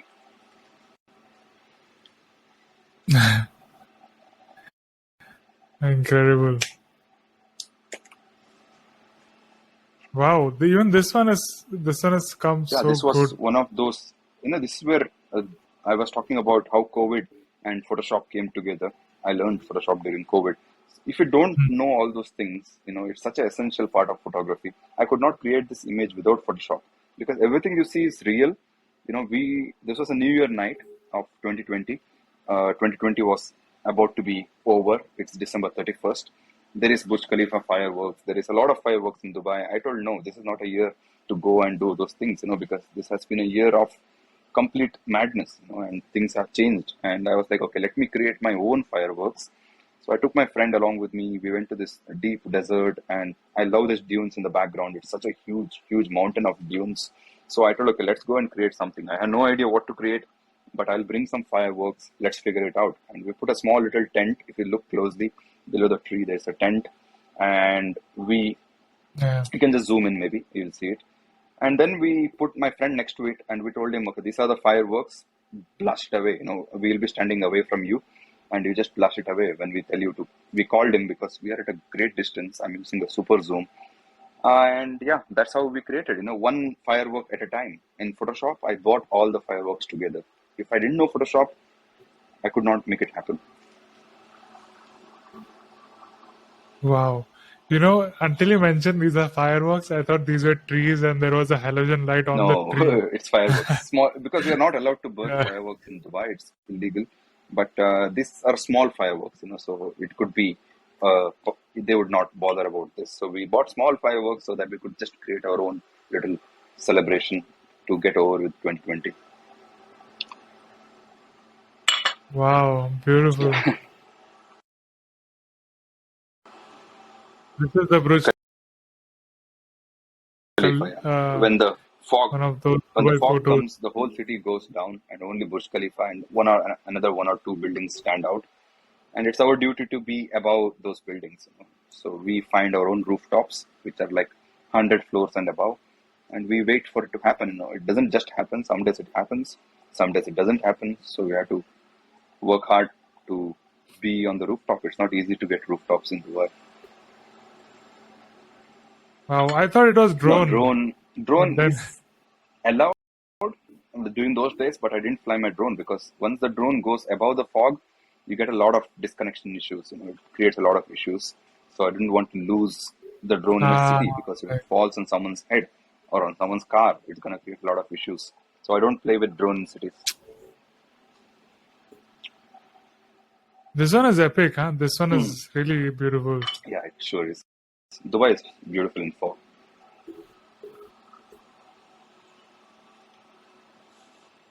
Have you ever got caught in the sandstorms and clicked something with the sandstorm? No, because I've seen sandstorms. My friend is crazy about it. He shoots it a lot. But I'm not a sandstorm guy. I don't like to put myself between that because, first of all, my car is not built for that. My car will get messed up. Yeah, if you have a nice four-wheeler, you can do all those things. But I play safe a little bit. These are all drone. Yeah. It gets Okay. very sandy. This is Yeah, beautiful. it's a nice little Uh, area in Dubai. So again, I flew it here because I was flying over the I, water. Whenever my drone was there, it was above the water. I would make sure that if it falls in the water. I'm very cautious about that. I don't want to create any problems to anyone. So with drone, I'm super cautious of where it's gonna fall. That's always my first thing. I don't mind losing it. I just don't want it to destroy anyone's, day. Yeah. I love the vividness of colors in this and the perspective Yeah. which is happening here. Very, very few This is people have amazing. shot this wonderful. It's called, I forgot the Jumeirah Islands, I think. It's like islands they have created, artificial islands. So it's a very nice little area. And my friend stays there. So I went to his home and flew from his rooftop so that it's very safe in that sense as well. Dubai is very innovative in Yeah. those terms, right? They create their own Yeah. artificial islands and structures and things.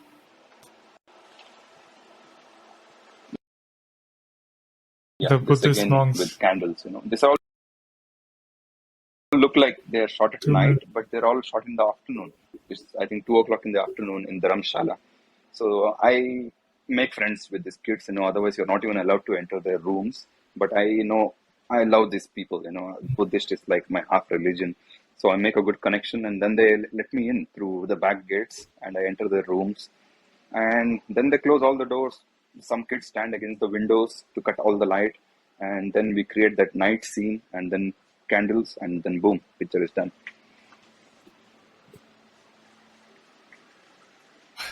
Incredible. So much coordination that too with kids. What I do you am very talk to good with them? these kids. I love these Buddhist kids, and they understand me somehow. I understand them, they understand me.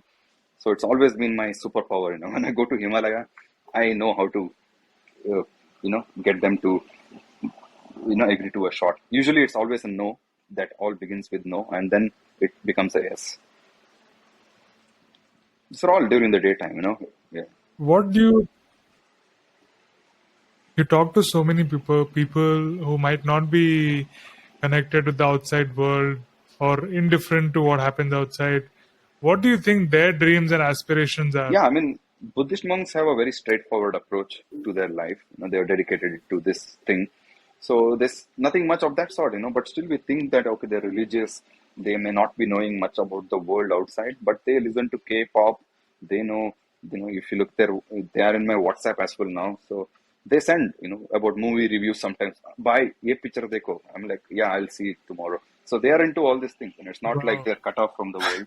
They even when cricket, when India is playing, they send me a message. Kaisa laga match, in WhatsApp. They love all these things. It's not like they're completely cut off from everything else. They're very much involved in everything else, but they know their limits. Yeah.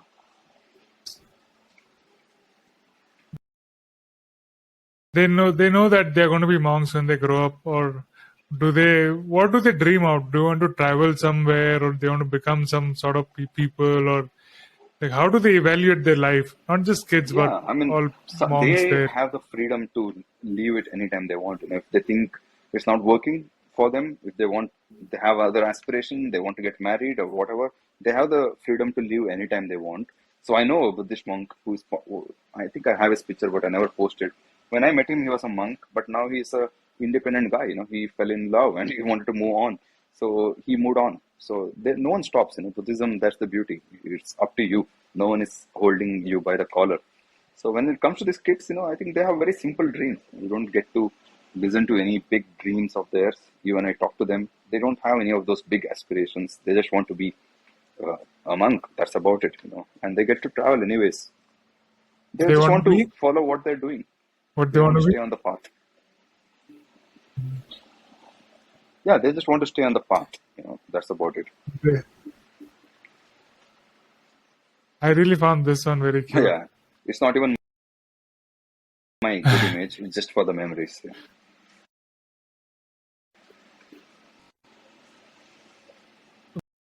When I was on the Ladakh ride, there are these kids who try to give you high Mm. five when you're on the bike, and you think just kids, okay? Mm. So your hand is light, but Yeah, it hurts, huh? When they smack your hand, it true, true. hurts very hard. With the gloves, like you're not expecting it, but it comes in so hard because Yeah, you're also in yeah, the motion and they also hit. So yeah. That's true. that's another memory.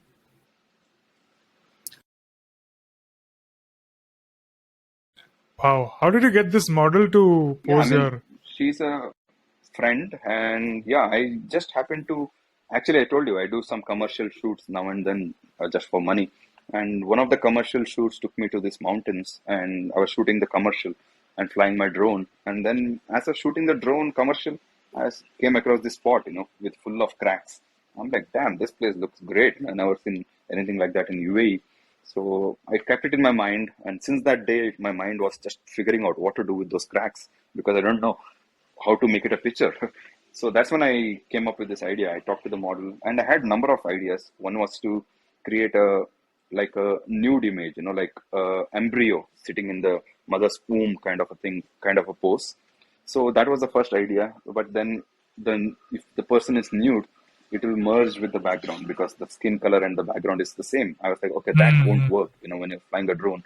So similarly, I had to figure out a lot of things, and then I realized, okay, green will look good because what's lacking in this is green. There's no plants, so it's kind of a message. And yeah, that's how Oh I realized yeah, that I'll do a green image with the model, and she was very happy to be part of it. And yeah, that's how it is.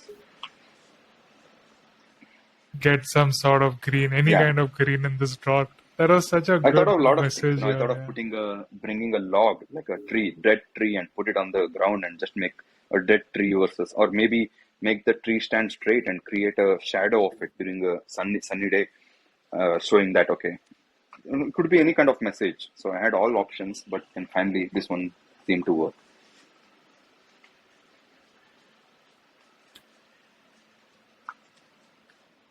These are the Yeah, with the other drone. photos with the drone. This is very interesting. This is also artificial, looks like Yeah, they're creating a whole conservancy. agriculture. All those circles are nothing but future forest. They're creating a huge area of conservancy in Dubai, and a lot of animals are there, wild animals, oryx and etc. So yeah, it's a future forest of Dubai. Wow. Subodh, what has been one of the most eye-opening project that you have undertaken? I think everything is eye-opening. Everywhere I go, I learn something new. That's the whole point. Okay, since you're here, okay, now this is a good point to talk about deep space. Can you just go to this Andromeda galaxy? Yeah, these images are kind of eye-opening in itself. Because we humans always, okay, I think I can say it on the call. I am an atheist. I don't believe in any of those religions and etc. At the same time, I'm a big Cosmo guy. I read a lot about cosmos, and every single day, there's not a single day in my life where I don't watch something related to cosmic facts. Carl Sagan, Neil deGrasse Tyson. There's so many wonderful, astrophysicists who I listen to and watch and understand the magnificence of our existence. And all those things always run in my mind, but I never had a chance to capture them. I was like, how do I make it part of my life? And that's when, again, COVID came in and my travel was stopped. One thing I did was pick up a drone to explore a new option within the locked up countries. Meanwhile, I also picked up deep space photography because that's something very complicated. It's very hard to do. It takes a lot of time. You have to spend nights and nights and nights together. Overnight, you have to sit in a place in a dark corner and create these images. A lot of technicalities involved. But I thought, okay, this is a good time. I won't get this free time again in my life. So let me pick up my camera, whatever is required to make it happen. And I started creating deep space. I had to buy a lot of equipments. I bought the basic ones and I figured out how to, not telescope. I used a Nikon lens. Nikon camera. There's a dedicated Nikon camera called D810A, which is an astro camera. And with all those put together with a very, very basic setup, I decided, okay, I know it's basic, but I still can pull it off, and I can learn something new. And at the same time, I can pay a tribute to one of my greatest fascination, which is the universe, which we live in. So yeah, that's how I started looking into the night sky, digging deep, and deep space photography definitely is one of those branches of my photography which I truly adore and respect. And it's been absolute eye-opener because finally you get to see, all those things which you otherwise never see. So yeah, that has been fascinating. Because we are egocentric. There's no doubt about that. Humans have a lot of ego. We always think we are above everyone else. We are the greatest species in the on planet Earth. But all those egos look so fragile and so, useless when you look at the bigger scheme of things. We are nothing actually. We are just a small little nothing on a planet which is nothing in the universe. Insignificance of life and time and look at this Andromeda galaxy. all the worries. How many planets? Forget Andromeda galaxy. Look at our own galaxy, Milky Way galaxy. So many stars we see at night, and every one of those stars have a solar system of their own, and every solar system has that one planet which could be the one which is going to be having life. Just because we don't know, it doesn't mean they don't exist. It doesn't take much to create life. If the things are right, it will just pop up. No one has to do anything.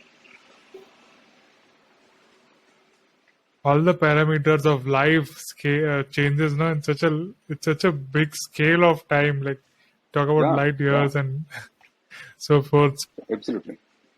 All our worries and botherations seem so small. True. Yeah. I guess that's what I feel when I'm looking at the stars. We create our own and the mountains. Universe. If you want it to be a positive universe, if you want it to be a negative universe, it's all up to us. We create our own bubble and better make that bubble count. So yeah, these things really, really make me think a lot. I'm highly invested into these cosmic things, and they really make me think a lot. As I said, every single night I spend my time with some or the other documentaries related to these things. This is another galaxy which is out there. Yeah. So about atheism, there was an incident, or just growing up you Just thought you of don't you just had. that, I mean, or looking at yeah, the that's sky? one part. More you read, more you realize. At the same time, I didn't need that extra comfort of someone, expecting something out of nothing. So yeah, I'm self-sufficient. If anything goes wrong, I'll take care of it. If everything goes right, I'll take the credit for it. I don't want a middleman kind of a thing. Mm-hmm. It's just my belief. I'm not asking anyone. I'll never do that. You can do. People can follow whatever they want, as long as they don't ask me to follow those things. Yeah, that's the kind of thing.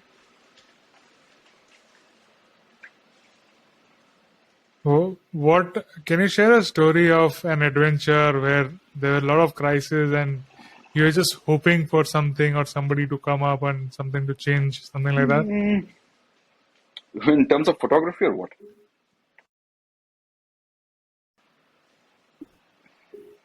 Mm, Photography is an adventure, right? You go out to places and mm. you have to wait for things. Some things break down, or something doesn't go according to the plan, and you're just keeping your Yeah, fingers I think crossed. one of those Would you incidents I like? could say is Annapurna Base Camp, because I like to. I'm a big mountain guy, by the way. Yeah, I love mountains, Himalayas, and it's my dream to go to as many base camps as possible, because maybe someday climb it, who knows? But at least for time being, I can afford to go to the base camp. It's comparatively cheaper. So yeah, I've been to Everest Base Camp. I've been to Annapurna Base Camp, Macha Picchu Base Camp, and many more base camps in Nepal, all the 8,000-meter peaks. So Annapurna was one of those things, because it. What is this video? Annapurna was hard because I expected, when I went to Everest Base Camp, it was blue skies and sunny days and cold nights, and it was just perfect. But when I went to Annapurna, it rained every single day, and you had to walk for 6 days to reach the base camp. And it rained every single day. You're wet from top to bottom. You can't see anything. It's just misty and no mountains around you. So it was quite a demotivating thing. But I had to do it anyways. So yeah, I think that was one of those places where I was like kind of regretting my choice of going in that month. I'm like, why did I choose this month of all the months that I could choose? But yes, it was very hard, and we made it to the base camp. And well, coming back again, it's a 3-day journey to come down, and it's almost 36 kilometers of walking. I told my guide, I had my friend, not friend, the Sherpa with me. I told him, we're gonna walk from base camp all the way to the Pokhara, the city where we have to go. So I'm like, let's go. Today is the day to reach Pokhara. I don't want to do this for next 3 days because I had enough of this rain. So we walked 36 kilometers non-stop. We started at 6 a.m. We walked 36 kilometers non-stop, no breaks, nothing. Just walk, walk, and walk. It's very, very hard through the forest. And finally, at the end of the day, we made it to the city, which is Pokhara, which is all I wanted. For once, I just wanted a warm shower. I wanted some hot food, and I just wanted to sleep, comfortably. So yeah, I think that was one of them which kind of broke me, but it still worked. It was a nice adventure. And usually, I book very I'm looking for the yeah. Mm. photos. Mm. Go ahead. Go Uh, ahead.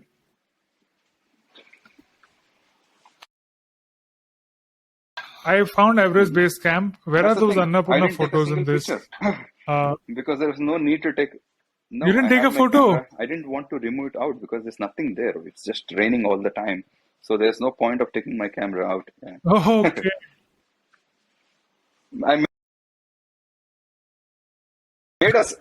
Yeah, Okay, let's I just made a. imagine I Annapurna made a with small this kind of video, photo. which is with my Samsung phone, but I don't know whether it's still there. Maybe I deleted it. I am not so sure. It was again just a quick little video for nothing. If you just scroll, let me Mhm. tell you. Mm. You're saying something.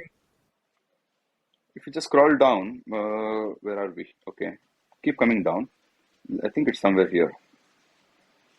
Yeah, I think it was just after.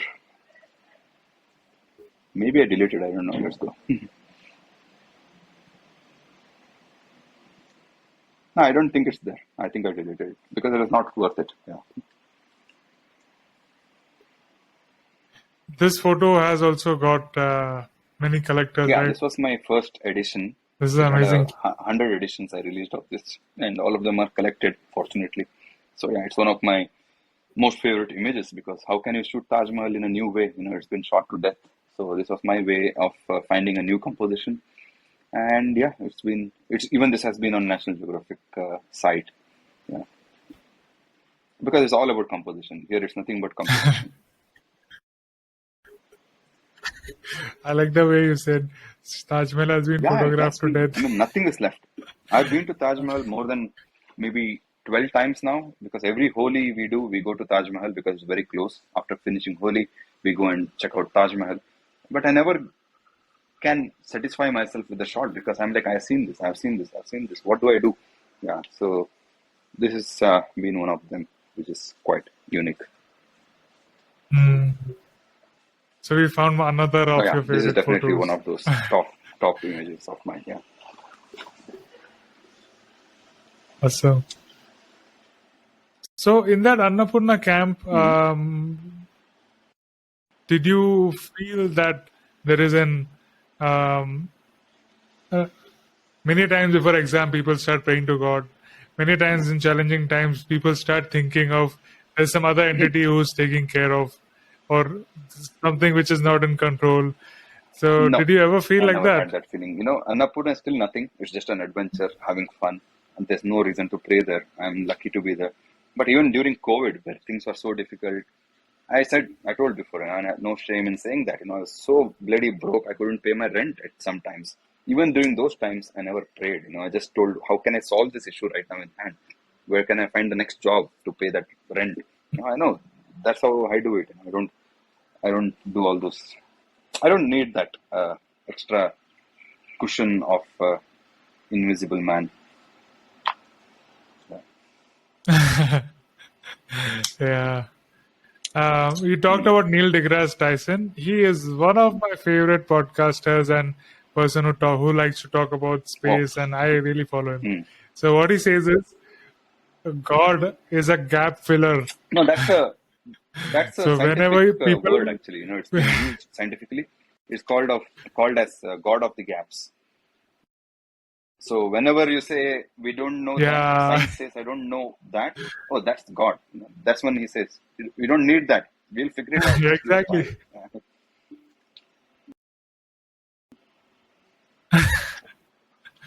Another thing which he said, which I really struck with me was, he said if there was Mm-hmm. a alien in the space who came Mm-hmm. and caught our Earth, the planet, it would be more smoother than a Mm-hmm. Oh pool yeah, ball true. because the Mm-hmm. distance because the distance between the deepest valley in the Exactly. sea, Marina or what is Trench. that called, and the highest of highest, yeah, Marina Trench and the highest Mount Everest, Yeah. it is very small. The distance is very small compared to the distance between the core and True, true. It to will be the the smoothest of the outer smoothest edges. ball. You can just alien can rub the finger on the planet Earth and it won't feel any Mount Everest. Yeah. Exactly. About this Mm-hmm. photo, this is also another popular festival in Kerala, yeah. the It's south, Theyyam. right? Theyyam is a wonderful festival, but again, very hard to shoot. Not because it's hard to shoot, but because finding the right Theyyam is hard. There are so many Theyyams which happens. This is one of those which is really powerful with fire and everything. But not all Theyyams are like this. There are like 30, 40 Theyyams happening every night in Kerala, in that area. You need to find that one Theyyam which is photographically perfect for us. So that is the hard part. You need to know some local contacts to figure out where it's happening. So this is the one of those good ones, which is really like fascinatingly strong with fire and everything. There are all kinds of things. Yeah, we went to and it happens overnight, so you're gonna lose your sleep. You're gonna sit there and wait. It happens around 4 o'clock. They start this activity. So till that point, you and mosquitoes, you just sit together and talk. Yeah. Wait till the right time. It's a job Yeah, of a lot of it was a patience, workshop, and people had a definitely. good time because there were so many mosquitoes. It was crazy, but at the end of the day, shots make it worth it.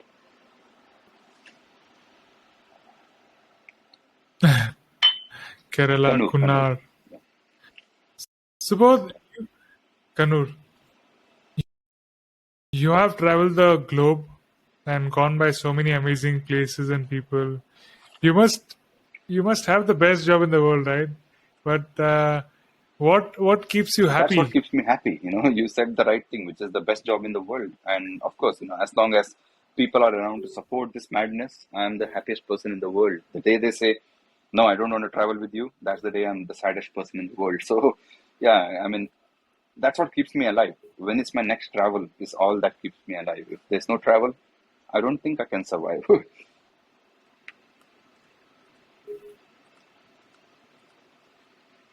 All right. And what are the social or issues that are close to your heart?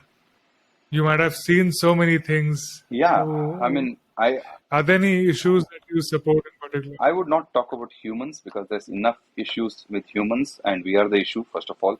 So I would rather talk of those wildlife. I wish we did something more to protect those wildlife. I wish we did something more to not kill them or not make them. Already we have done enough damage, whether it's in India or anywhere in the world. In Kerala, elephants go through so many things. Remember that elephant which ate a pineapple and it burst in his mouth and it was dying in a river because its mouth was burning. It was standing in a river waiting for its death. If you remember that incident, these are the things which really hurt me because they have no voice, and I am a hardcore proponent of that. Like I am a huge guy on animals, so I just wish we treated them better. That's all I wish for. That really hurts me, looking at them going through all this madness. It's crazy.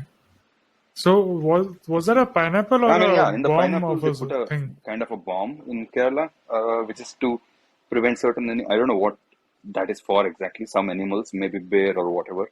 At the end of the day, some animal is going to chew on it and blow itself up. But it was the elephant on that day which did Ouch! that, and Yeah. elephants are too big. So it got hurt. Its mouth exploded. Mouth was burning. So it went to a river, stood in the river, dipping its mouth in the river because it is burning, and finally it was waiting for its death and it died. That day, my heart just sank. And even someone like Ratan Tata, who is a huge advocate for animals, even he tweeted. He usually doesn't do all those things. Even he posted on his social media that please, please, please, for once, stop all these things. Like enough. Some At some point we have to say that enough. So it happens a lot. I'm not blaming India. It happens across the world, which is so sad. It just hurts to watch those things happen. I'm seeing the photo. I'm not Nah, you sure can if I just let should it be. share it Nah, on the let it be. podcast or no. It's too graphic. Yeah. It is disturbing. Yeah. So yeah, those things happen a lot. Yeah, Crazy. So yeah. animals We and need to do conservation. more. We don't have to do much. We just have to care a little. That's all. We can't all go and change the world. I know that it's very easy to say all that, but if we just take small little steps and just show some appreciation, just not kill them for the sake of killing it, we can do a lot of difference. Yeah. Indeed. Very disturbing. Like there was You some were guys, running some a tick. campaign also, right? No, I mean, I not seen whether Sorry? I'm not sure whether you've seen it on TikTok or whatever. Some Indian boys, some college kids, they tied a dog to a stone and they threw it into the river, and the dog died, drowning. And what do we get by doing Oh that? Those are the no. things I'm talking about. Sometimes humans can just do things for no reason. What is the point? So all those things, just that awareness is important. Just don't hurt animals for the sake of hurting. I was in Varanasi, and Varanasi, we all know people are kind of sometimes crazy there, especially the locals. I was on the ghats sitting and just watching things, and I saw these two guys, well grown up dudes. They're not like kids or doing out of innocence. They were tying a kite to a dog's tail and making the dog run, and laughing and cheering that dog and blah blah.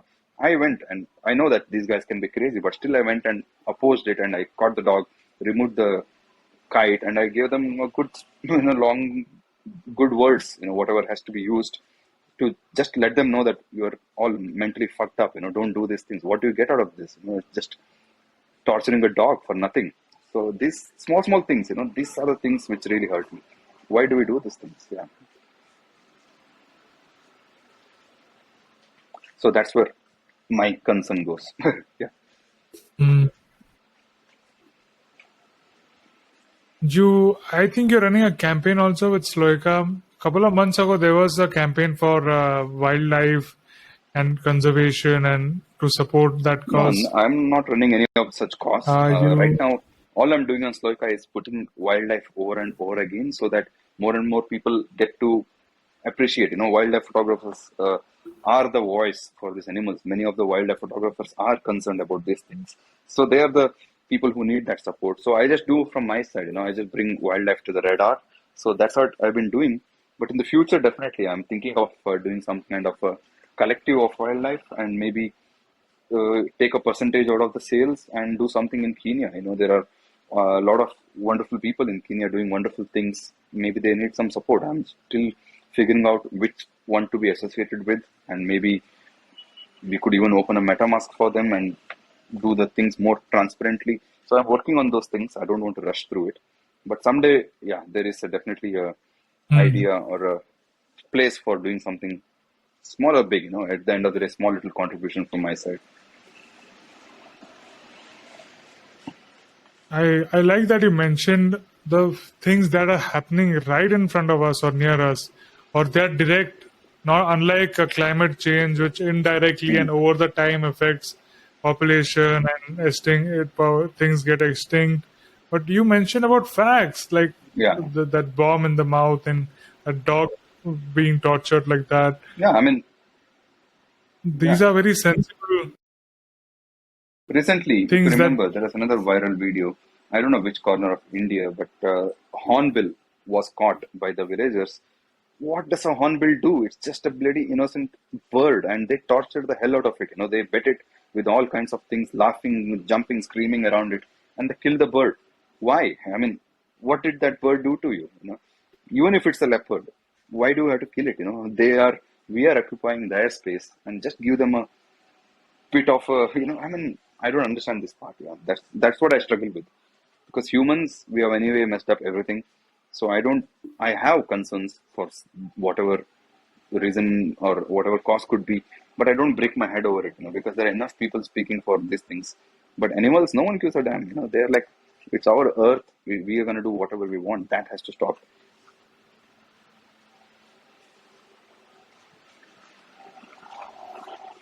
okay, so do you what just just to Yeah. change and move further in the discussion, what are the places that you still haven't visited and you Yeah, want I to go mean, to? recently I was with Nick, Nick Kalyani, and he has the same thing. He was talking Yeah, about of Nifty course. Dreams, and he asked me, I'm sure there will be places you want to go to which you're not able to visit for whatever reasons. I told, yes, of course, there are a lot, but one of the places I really want to go to is in Nepal. It's a place called Mustang. Mustang is a territory of its own. It has its own king, and you need permits to go there, and it's very expensive. Recently I tried to do a workshop, and it turned out to be so expensive that none of the people wanted to come. So that is something which I want to do. It's not like bloody expensive as such, but it's still beyond my budget. It's been evading me for years together now. So if there is a chance to visit Mustang, I would be the first one to jump on it. Similarly, there is Mongolia, which I really want to go to. Again, the problem is expense. There is a place called Vanuatu, which is below Australia. It's a small little island, Vanuatu. So that's another place I want to go to. So yeah, there are a lot of such places. Yeah, I pulled you, up you Mustang just here. do one thing. Since you wrote Mustang, write Jimmy Nelson next to it. You'll see some photographs. Jimmy, Can Jimmy, you spell that, Jimmy? Jimmy, Nelson, Nelson Mandela, Nelson. Hmm. Yeah, these are the photographs Okay. from there. Yeah. I have a book from Jimmy Nelson. It's called Before They Vanish. So he captures all these wonderful tribes from across the world. Before they Yeah, vanish. Wow. he has this huge book. It's the most expensive photography book I ever purchased. It's bloody heavy and huge, and it is full of such tribes that he has captured. He's lucky to have maybe sponsored. Someone is sponsoring it, maybe. But yeah, I mean, he's lucky enough to have that. But we don't have that. So that's where we struggle. Have Sponsors, what? someone to sponsor the expense. That's where we struggle as full-time photographers. There's no one sponsoring us. Yeah, so we have to manage our own expense, and that's where these places get out of hand. If you just go to Vanuatu, just write Hmm. VA Vanuatu, VANU,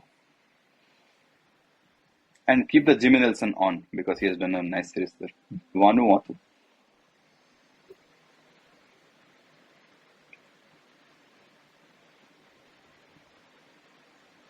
I don't know whether it will show up.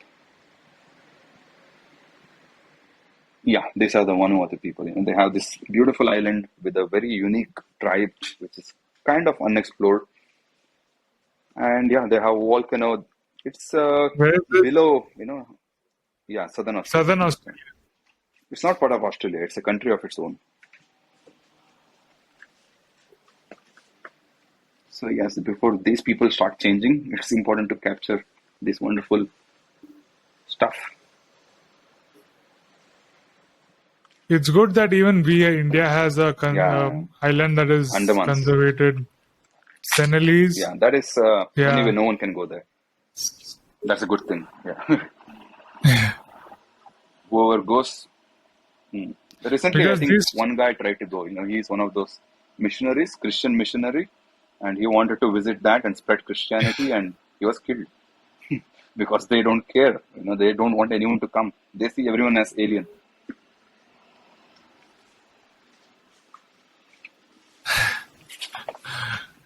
that is very interesting because these people are so secluded that even a common cold or Yeah, something that somebody goes in with, they exactly, eradicate the exactly. whole And population. despite that, people try to go just to spread whatever. But yes, that I think it's one of the last places on Earth where it is untouched by modern humanity. Even Amazon is mostly touched. There are Hmm. few, very, very few pockets. But this particular island in Andaman, I think, is the last place on Earth which is completely untouched by modern humanity, which is so cool. And you know what crazed me? That they don't even have coconut trees there. So I'm very curious No, to know they what do they have eat, and coconut trees. but not Really? not in that Oh, island, not in because Senelese. I've seen, when Indian Yeah, government tries to establish contact, there's one guy, a researcher, who goes there. He's the only one who's allowed to go there. So he made a friendship with them by giving them coconuts. Yeah, he could. Yeah, he would come in a giving boat and throw the coconut. coconuts to Yeah. the island. Yeah, I think he's the only one who has been there. They're more precious because they're Yeah, not available there.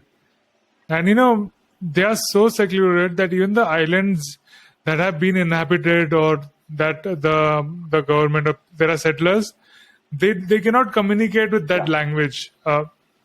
Even the island, which is 1 kilometer away, doesn't know the language that is yeah. going on in They're that completely cut off. Senelese island. There's a movie which is God Must Be Crazy.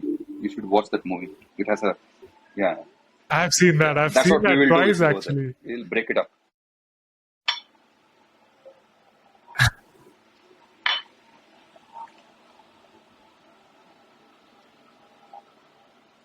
Okay. So, Subodh, it was amazing to Same have here. you here.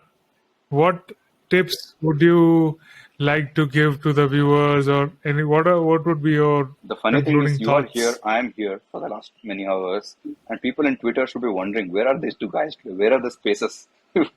So, concluding tip would be just follow your passion. That's all it is. Whatever that is making you feel alive, just follow it. It's hard, but you gotta do it. Nothing comes easy. especially if you're a full timer, it is even more hard. There'll be days when you feel like, that's it, let's give up on this. But that's when you find your actual self, So I can say this because we all been through the COVID in different ways, and I have been through bloody hell with this COVID, and I have survived. So just let it work. There will always be a path, Whenever you think that's it, that's when the path comes. I have myself, when I quit my job, the company was very good to me. I have nothing against them, but I had to leave because I had to justify either of the passion I have. So either my job or my photography, and I took up photography.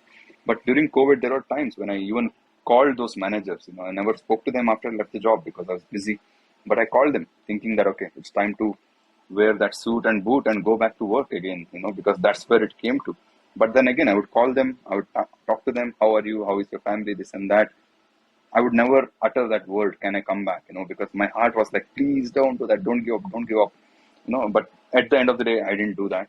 And fortunately, things show up, like I said, one or the other things, or whether it's the commercial work which showed up for me, whether it's the awards that I won and kept me floating, and now it's NFT, which is paying my bills. So there'll always be a way. Just don't give up. Yeah.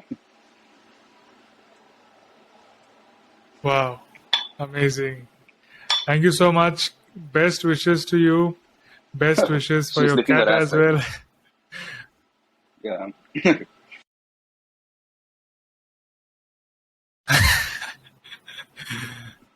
So I wish and I hope you have a lot of success in life in NFTs and all your endeavors.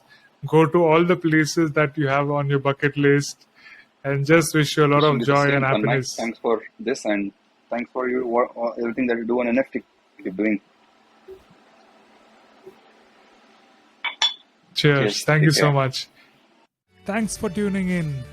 Connect with me on Twitter and Instagram to get updates on the new shows and to participate on live recordings. All links are mentioned in the show notes. We will be back next week with another fantastic episode.